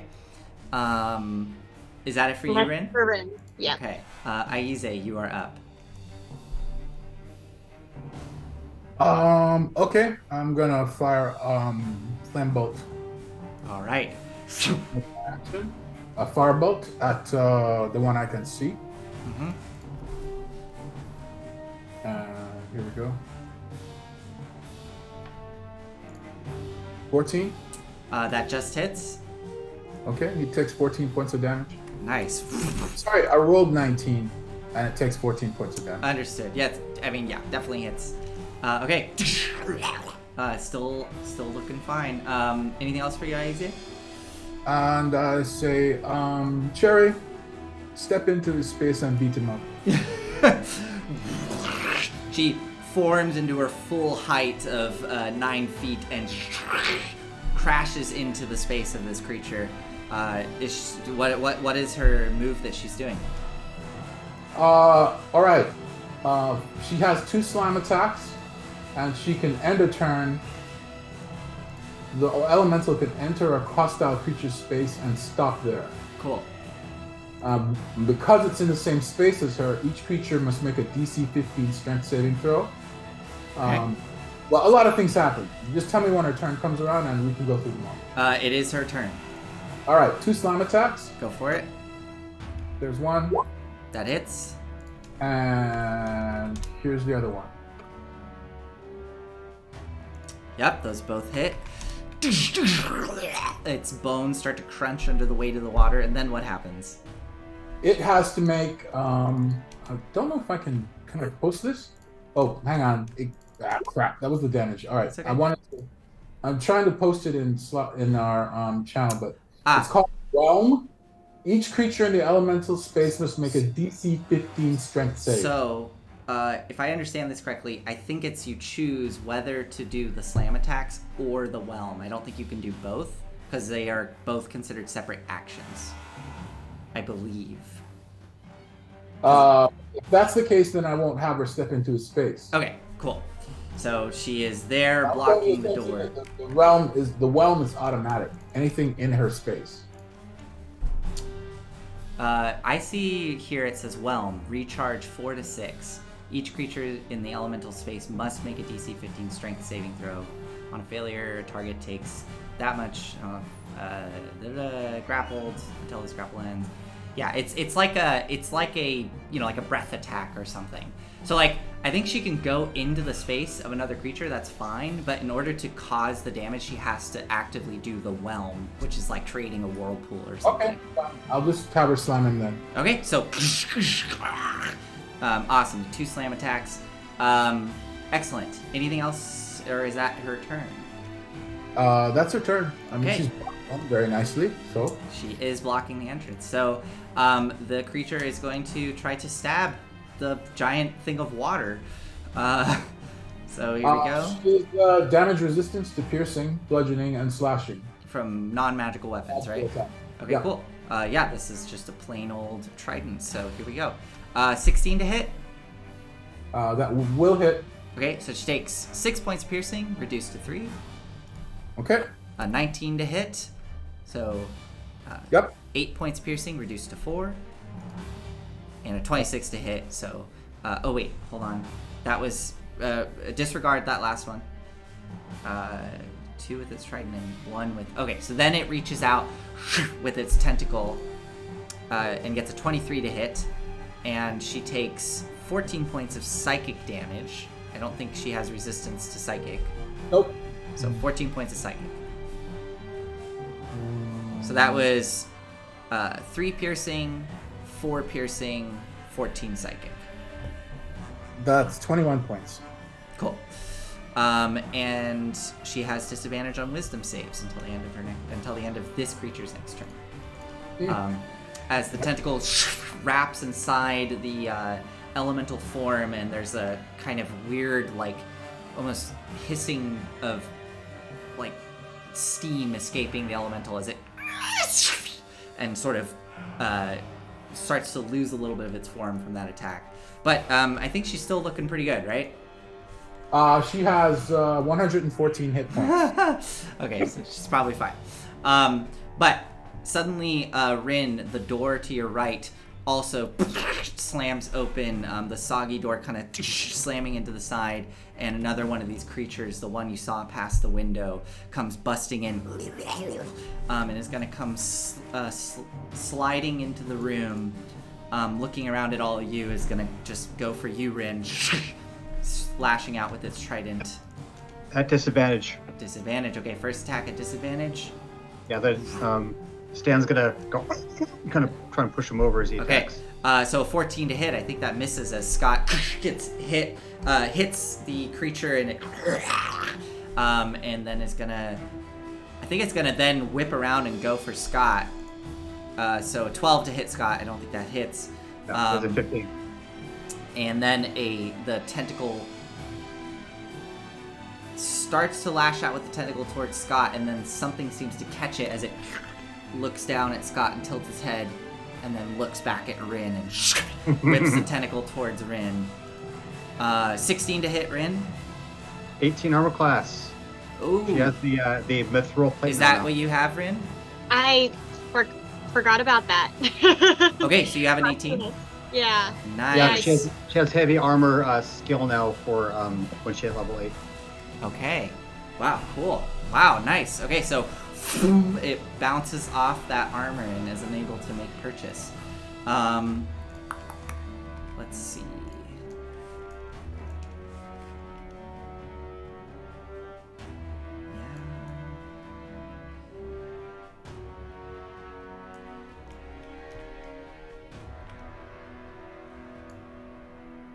Rin, you hear kind of the, like, for lack of a better word, the wet slap of tentacles on wood as another creature comes crawling up that catwalk, falling in behind that one, and is going to attempt to push over its companion's shoulder towards you in the corner.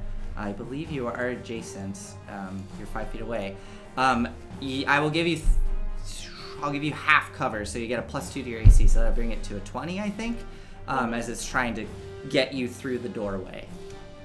Let me see where this one can go. And it will dash.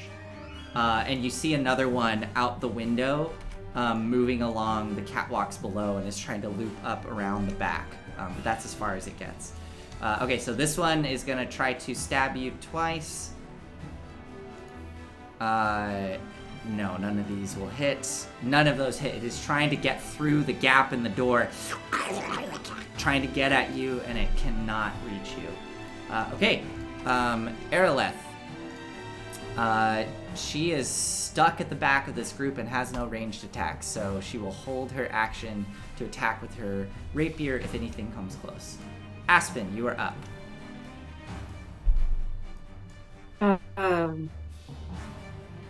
Yeah, I'm gonna hit this. I want this guy to make a wisdom saving throw for Toll the Dead. DC okay. 17. Okay, and I'll just put that there really quick. That just as a reminder, that's the little hole that Glum made. Sorry, which one? The one all the way, the one that's already been hurt? Yes. Perfect. Okay, wisdom save. That's 3, so that is a failure. Okay, so this is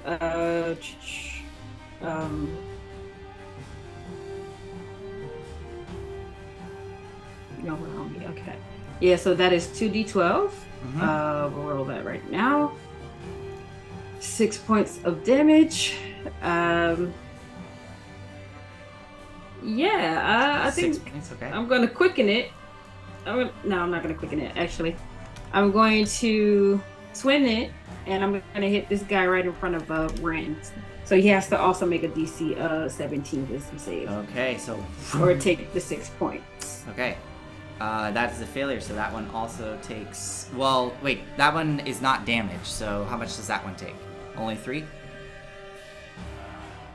I'm not sure, because according to Twin Spell, they take the same damage. I will put the... But Toll the Dead... so you know what? I won't do that thing. then, if that's okay. Yeah. I won't do that then. I'll just... I think I will just end my turn right there. Okay. So the brand appears on the forehead of that one, taking us back to the top, to Glum. All right. Let's blast. First one, move. Should do this really quick, just to give a better layout of what's going on. Can I go there? So that because I'm fixing the map right now to kind of give you all an idea of what you're working with. So, imagine you aren't on the roof, right? You're inside of these buildings, so there are walls. So you're kind of looking at, I'm drawing the walls out right now as fast as I can.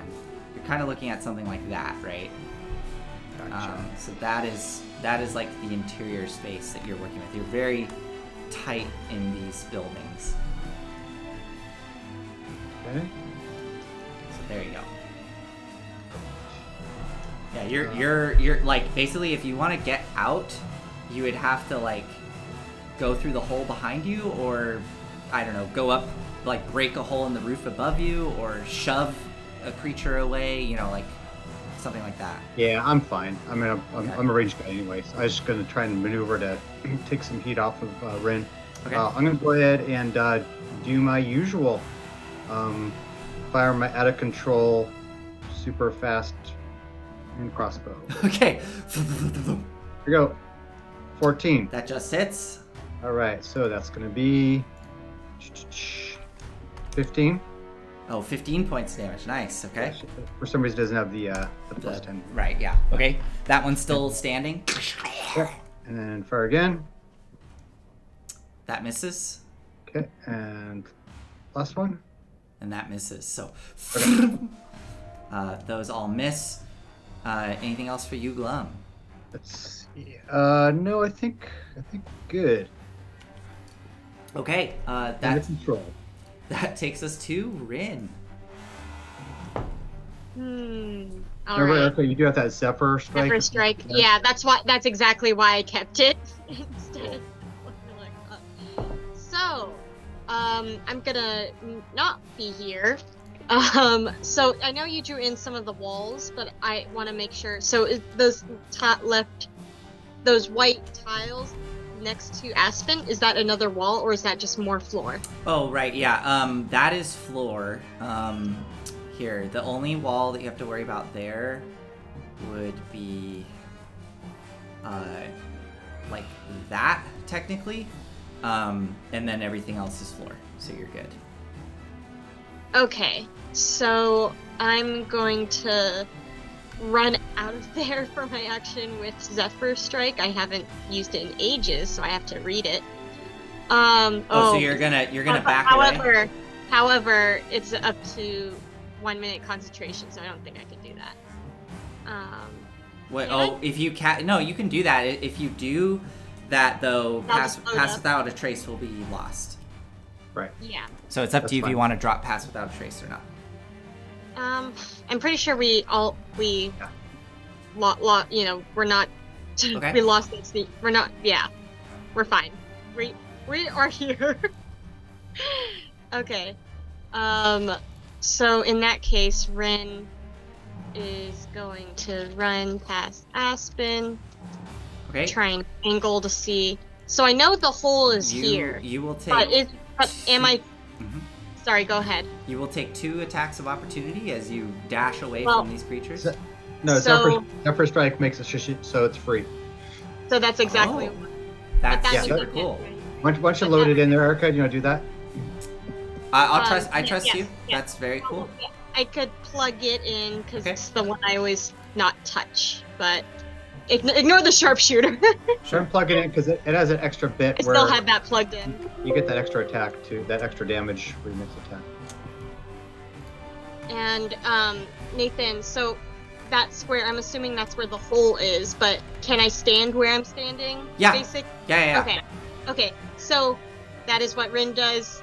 She once it's like the first one, that's the second one, and then the third one, she just runs back. So you use your bonus action to cast the spell, and you're able to dash away. You can now make you still have your action, so you can make attack rolls. Okay. And you give yourself advantage on 1 weapon attack roll on your turn. So you can choose one of these to be at advantage. All right, I'm going But to. you can only do it once. This is once before this. All right. happens. Well, let's hope this first shot is lucky because I'll use it for this one. Okay. That is the opposite of lucky. Okay. Advantage. Well, are you gonna do this at advantage? It looks like you can only do it once. So so it's one. Oh, duh. Okay, got it. Because that's where I wasn't sure if how much I could do. Well, So is that your second attack? yes. Okay. But I don't know. So if that's your still second, if that's your second Yeah. attack, 25 minus 3, that'll definitely hit, and you do 16 points of damage. And one thing that's missed because there's a little bit of confusion there. The Zephyr strike, when it hits, it does an extra D8 damage. Correct. So you can go ahead and roll a d8. Add 1 D8, and then we're good. 1d8. Oh, Okay. nice. Nice. That's the luck was just being saved up. There we So go. you dash out of the way with great speed and unleash two arrows. One of them finds its mark true, and there's a blast of energy. Bit of the flesh blasts off the shoulder of this thing. All right. Anything else for you, Rin? And that is everything. Okay. Nice. Excellent. That takes us to Aize. I will delay my turn until Cherry goes. Okay. So Cherry is hit him twice and then flatten yourself against the west wall. Okay. So Not as possible. Okay. So go ahead and make those attacks. Archive. Oh, yes. Let's send you out, my friend. Okay. Here I go.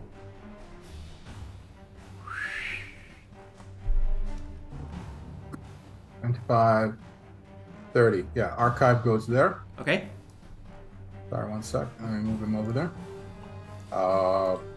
I can't move archive. Oh, you can't? Hold on. I think I know what's happening. This is one of Is those. he running in? Is he? I think he's in the wall. Oh, control thing. Weird. That's- Here. So you want to go... Oops. Hold on. Try again. Can you move archive? Yeah, I can. Okay. That's good. There you go. Is there a light source inside this room from someone? I don't think there's any light source in this room. No. No. Okay, that's fine. There's just the oil lanterns out on the canal. That means I can't see more than 5 feet. No, yes, Right. you, Alright. you are in the dark. But I can see archive, right? From your position, archive goes out of sight if you put archive there. Okay, how about here? Still out of... Oh, there you go. Yep, you can see archive. Good. Okay. So Cherry makes 2 slime attacks on this guy. Go for it. Here you go, sweetie. There's one. 20, that definitely hits. 15 points of damage. The first slam attack crushes the bones down on that creature and it goes, it is dead. Okay, then she'll move to the west. Okay? And I will drop the fireball.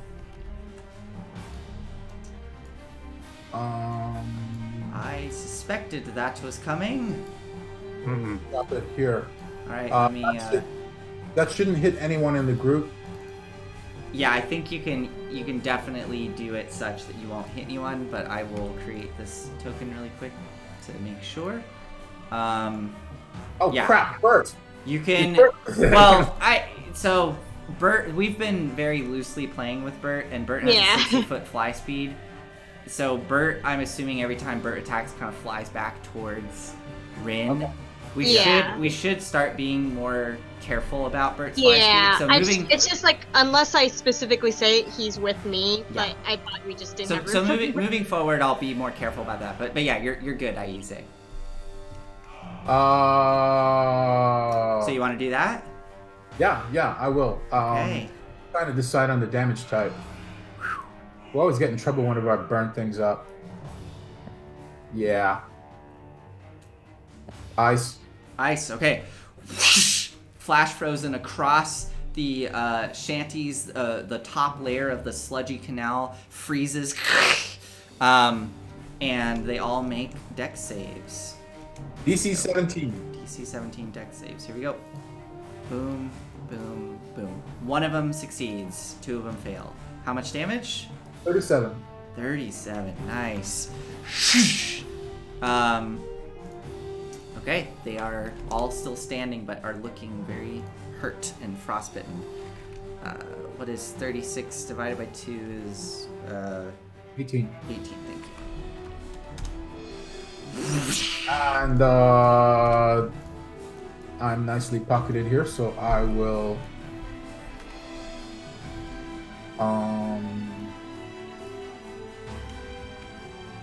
yeah, I wasn't sure if she was gonna kill this guy. That's why I wanted her to flatten against the wall.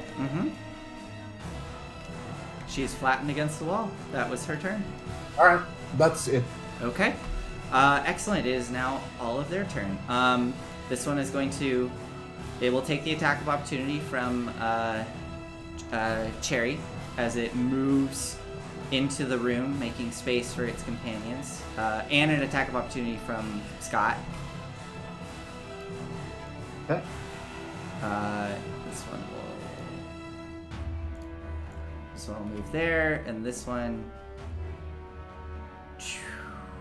Yeah, this one's gonna have to also... Oh no, this one can... Yeah, so this one will take an attack of opportunity from Glum. So Cherry and Scott get to make attack of opportunity, so let's start there. So Scott misses with the bite. Yeah.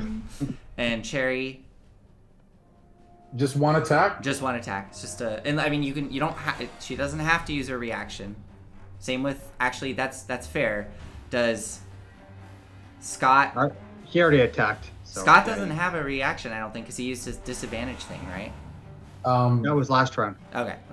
Water So, elementals don't have reaction abilities. well, all creatures have a reaction. So you would just make one attack as an attack of opportunity. Okay. Well, her primary orders are to protect me, Okay. and I'm pretty sure I know what these idiots want to do. So Go for it. That definitely hits. 14 damage. Gets slammed down and crushed into the roof, but is still standing and manages to squirm across the roof. Oh wait, can we go there? Hold on. I may have put them in the wrong. Oops, sorry, Aspen. Oh yeah, actually, I guess they would go there. So that's that. They all come spilling into the room. And they're all gonna make attacks. So let's start with Cherry. One of them goes for Cherry. Here we go. I'm a class 14. 14, okay. Okay, so the two Triton attacks hit. 8 points piercing reduced to 4, and 5 reduced to 2. So that's a total of 6 piercing. And Okay. then the tentacle attack comes in and misses with a 9. She bats the tentacle out of the way. Okay, Scott is going to get attacked now. So one thing that I was not doing, I'm going to read it really quick. Yeah. So regarding the Still Defender, it can move and use its reaction on its own, so we know that. But the only action it takes on its turn is a dodge action, unless you take a bonus action to override that. Every round, of course, I use my bonus action to fire my bow, so that means every round Okay. uses dodge action. So he is at, all attacks on him are at disadvantage. Okay, so here we go. This is on Scott at disadvantage. 15 armor class. Wow, I got a 26 and a 27 on the first hit. So That was the it. 26 hits. So he takes 10 points of piercing. And then a natural 1, that misses. And then the tentacle attack, it does not go for Scott. It's going to whip it towards you, Glum. 21 to hit. I will use my shield spell. Oh, wait. Yeah, it's at disadvantage because of the Oh, cloak. thank you. Yep. It's still a 19. Does the 19 hit? Nope, 20 armor class. Okay, so and then the other one is gonna go for you as well, Glum. Okay. 21 to hit. Okay, so I will use my shield. Okay, so and then the last one definitely won't hit. So okay, that is their turn. That takes us to Aeroleth, still stuck back there in the corner. She can't do anything. Aspen. I'm going to take my scroll of grease out. I'm gonna move up to here, Okay. and I want to get these two next to, Yeah. and that's a 10-foot space. So I want to position it outward so that it's not getting any of my allies. Okay. What it creates? How big of a grease effect? It is a 10-foot square centered on a point within range. Nice. So I would like point it out like Yep. outside. Yeah. Gotcha. Cool. I'm gonna quicken that though. Can you I'm gonna quicken a spell scroll? I'm sorry. Yeah, I just looked it up. Okay, cool, You can cool. Okay. because it's on my list. It's on Cool. my it's on the sorcerer's list. Cool. They have to make a dex save. I'm sorry. They have to make a dex saving throw. Sure, yeah. So they make dex save and they both rolled very low, an 8 and an 11, so I think they both slip, right? Yeah, they fall prone. Okay, so they are prone in the grease. Yeah, I'm gonna attack one of them, the closest one to me. Okay, so you're doing that with a quicken spell or just Yeah, quicken makes it a bonus action, and then I have my Nice. regular action. Go for it. So I'm gonna two-hand my battle axe. I'm gonna drop my shield, two-hand my battle axe, Okay, and hopefully we hit. this is at advantage because they're prone. You get Natural. natural 20. Natural 20. How much damage? Altogether, 21. Nice. 21 slashing damage. Decisive blow with the two-handed battle axe down into the chest, and you cleave it right in half. It is dead. I just don't walk in this area. Just wait for it to clear up. Awesome. Gross. Anything else for you, Aspen? That is my turn. Okay. Glum, you are up. All right. Guy to my left. Okay. Pew, pew, pew. Go for it. Easy peasy. All right.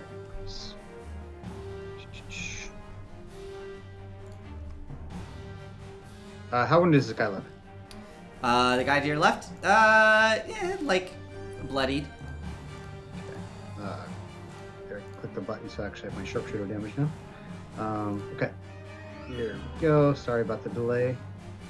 No worries. 20. That hits. There'll be. Oh. Okay, ignore the +4. That's if it was advantage. Which So is this not. is super weird. They're prone, so it's at disadvantage, but then you have sharpshooter, so it's straight roll. I don't know how this works with sharpshooter. Technically, a ranged attack on a prone creature is at disadvantage. Right. I guess. I think I'm gonna say with sharpshooter it shouldn't count. Okay. So cool. So 20. Sorry. 20. So how much damage? 18. 18. Nice. Okay. And next one. That'll miss. Yep. And then the last one I'm gonna do without sharpshooter. Okay. What? That is What? crazy. Let me sure I get this guy. So. Yeah. There we go. Wait, did it come out? Nope. There we go. That definitely hits. How much damage? It's going to be 5, but then I'm going to use one of my 9th level abilities, which allows me to essentially a smite. I can do it 3 times per rest. Oh, cool. Do an additional 2d8 damage. Nice. And so basically, when I hit them, then there's like a like a delay, and it goes like beep beep beep, and then it explodes. Nice. You have it's like a little bomb on the. Yeah.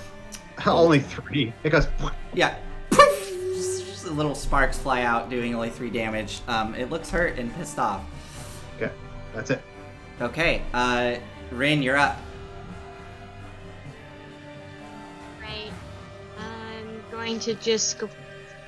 Well, seeing as Aspen's right in front of me, am I shooting with disadvantage? if No. I'm trying to You have faster? You have sharpshooter, so you're good. All right. Because I like it when I don't shoot my friends. Yeah, I'm realizing I remember in one of my other campaigns, I give people who take sharpshooter, I allow them to shoot through their allies without any risk of All hitting right. because it's like you're an expert sharpshooter. So go for it. Speaking of expert. Yeah, that definitely is.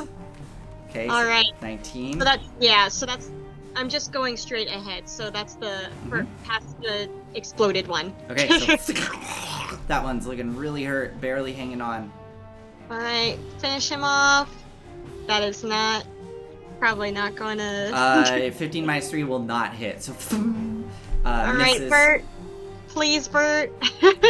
So Bert flies out and goes to claw. If this is a melee attack, Bert has advantage. Aww. Does not matter though with an 8. That is a 1 and a 2. Man, I'm so sorry. No. So Bert's having a rough time after being in the sludge, yeah. So Bert lets out a little bird cough and comes flying back to you, and is unable to hit. Anything else for you, Rin? That is everything. All right, Aize, you are up. Oh. Okay, one sec. I'll just say, Sherry, finish him. Okay. And I'll flame bolt him as well. I'll flame bolt him for my action and have Sherry Okay. finish him. Which one are you flame bolting? Oh, there's 2? I thought there was 1. Oh wait, you can only see one, can't you? Yeah. Okay, you only see one. Yeah. So go for it. I'm bolting the one I can see. This will be at disadvantage because they are laying prone, and it's a ranged attack on a prone creature. So Okay, I missed him. a 12, you miss. However, the flame bolt slams into the grease, and the grease suddenly ignites. igniting that entire patch of grease down onto the catwalk below. It doesn't seem like you just see a bunch of steam rising, like this is very wet wood. But nevertheless, the grease caught fire.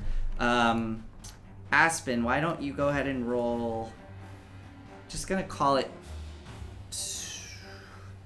2d6 is usually... I think 2d6, yeah, that makes sense. Yeah, 2d6 fire damage. Okay. But that whole area now is engulfed in flame. 10 points. Okay, this creature's barely clinging to life as it's burning up in the flames. Alright, Sherry, finish him. Okay, so Cherry will reach through the doorway and try to slam on that one. This is at advantage because they are prone. Oh, he's so dead. Oh! So I don't know that there's two of them, right? Well, I do. Cherry does. Yeah, plus, just finish them. Yeah, so go for it. Slam attack, at advantage. It will hit anyway. Yeah, see if you get the crit. Oh, okay. I'll roll again.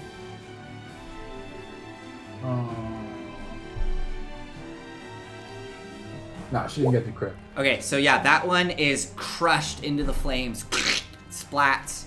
That one is dead, and there's one left that Cherry can try to take out. Okay, here we go. Slam, one attack. 16 16, that hits. for 9 points, I believe. 9 points. I see 13. Oh, okay. 13 points of damage. Okay. Slammed into the wood, but they are still up. Anything else for you, Aize? Archive, move back in here so I can see something. Ah, there we go. All right. Better. There you are. Okay. So the flames are only... Okay, I see where the flames are there. Yeah, Yeah, we got them really nicely flanked. Okay. I'm good. Okay. That will take us to the creature's turn. Yeah, I mean, this creature is going to attempt to flee. So it's gonna take the attack of opportunity from Scott and Cherry as it starts to skitter across and down. Let me make sure that was... Yeah. So 2 attacks of opportunity. Yeah, Scott misses. Let's see if Cherry hits. Cherry got a 25 to hit for 13 points of bludgeoning damage. 25. Yeah, that definitely hits. So it's still standing, and it's going to continue to skitter. So that was 15, 20. It can just make it to there as it starts to run down the catwalk and is trying to skitter away. Aeroleth is still trapped back there, and there are now flames in the doorway. Aspen, you are up.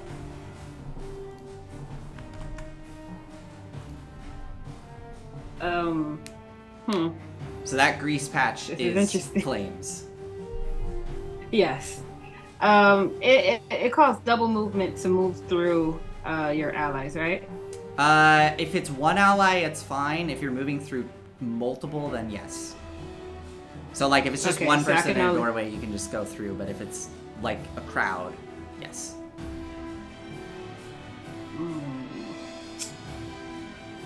So, yeah, if you wanted to move all the way through here, that would definitely be difficult terrain. Yeah, I think I can't do anything. I'm stuck in this room. So I will hold. I will dodge. Dodge? No, I will hold my action. Hold your action? Yeah, I will hold my action. Okay. If I see them, I'll shoot them with Eldritch Blast. Okay. Glum, you're up. All right, I'm going to mount my buddy Scott, Okay. and then I'll move as far as 40. Let me know how far until I can see the guy so I can shoot him. Okay. You can go. Yeah, I mean, you can even with the moving through Cherry's space. Cherry's quite a big creature. How does that work? Yeah, I mean, even with 40 feet, you can easily get out to where this creature went. Okay, cool. So, here, do you want me to move you? Sure. Okay. And I'm going to go ahead and go back to firing. So yeah, you come galloping out onto the catwalks and get to about there. Wildly firing my sharpshooting. Okay. Miss. Oh, hit. 22. Hits. That hits. So that'll be. What's the +1 for? No, that's only for advantage. 15 points. Okay. Still alive? Still alive. And missed. And miss. All missing as you go galloping out. Can I get all the way up to him or not? Is that my next move? So, okay, I gotta make a call here. It's okay if not. You're technically passing through one allied space, so with 40 feet of movement, yeah, with 40 feet of movement, you can get up to right there. Okay, cool. Okay. That's my turn. All right, Rin, you're up. All right. I have 40 movement. I'm trying to see what I can do from here. Okay. Sorry, I don't know how to do the arrow thing without just messing with everything. Mm-hmm. Trying to see if she is at this door. This is still an open doorway, right? Yes, that is all engulfed in flame, though. Yeah. You're welcome to go run into the flames. Normally, yeah, because there's not much I could do if Glum just was able to make it, but... I mean, you can go, I think, to here, and I think you would maybe be able to see. Oh, I totally realized I grabbed Bert, not Red. Yeah, if you went to here... There we go, my token. There you go. That's why the lighting's a lot better. Yeah, so if you run to there, you will be able to see, just barely make out this creature as it's running away with Glum running after it. Alright, well, that's all I need. All right. Is it normal, or does it disadvantage? No, yeah, you have sharpshooter, so you're all right, fine. awesome. All right, please. Wow. Oh, that definitely hits. 22 points. Okay. It's still standing. All right, please. 18 minus 3. That just hits. So 19 points of damage. Rin, how do you kill the last creature as it's trying to run away? As you see, like, her pick up the last arrow, you see her go, please, which doesn't fill you with a lot of confidence. And yet it just flies through and barely makes it, causing that final strike. It barely passes past the door frame through the flames, narrowly missing Glum, and it just catches the back of the strange bulbous neck head area, and there's a loud crack as the arrow just severs the spine, and the creature falls down.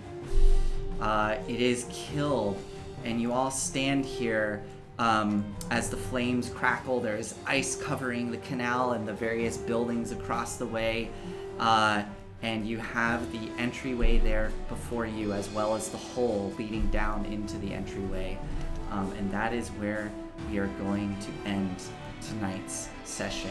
I will say the last little bit as we close this out, Aspen, as the sound of battle kind of comes to a close, you swear you can just barely make out the sound of low chanting coming up from below the hole that Glum made.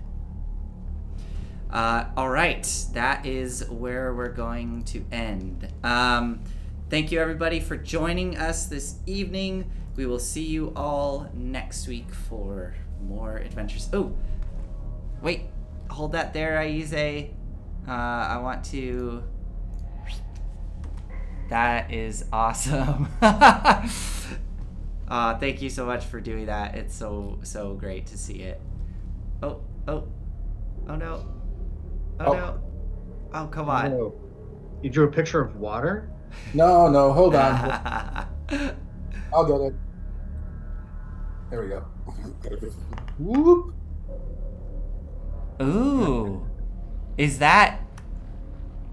I can't... Hey. That's like saying, please don't kill me. Oh. Oh my god, that's awesome. There you So go. good. All right. Thank you, everybody. We'll see you next time. Goodbye.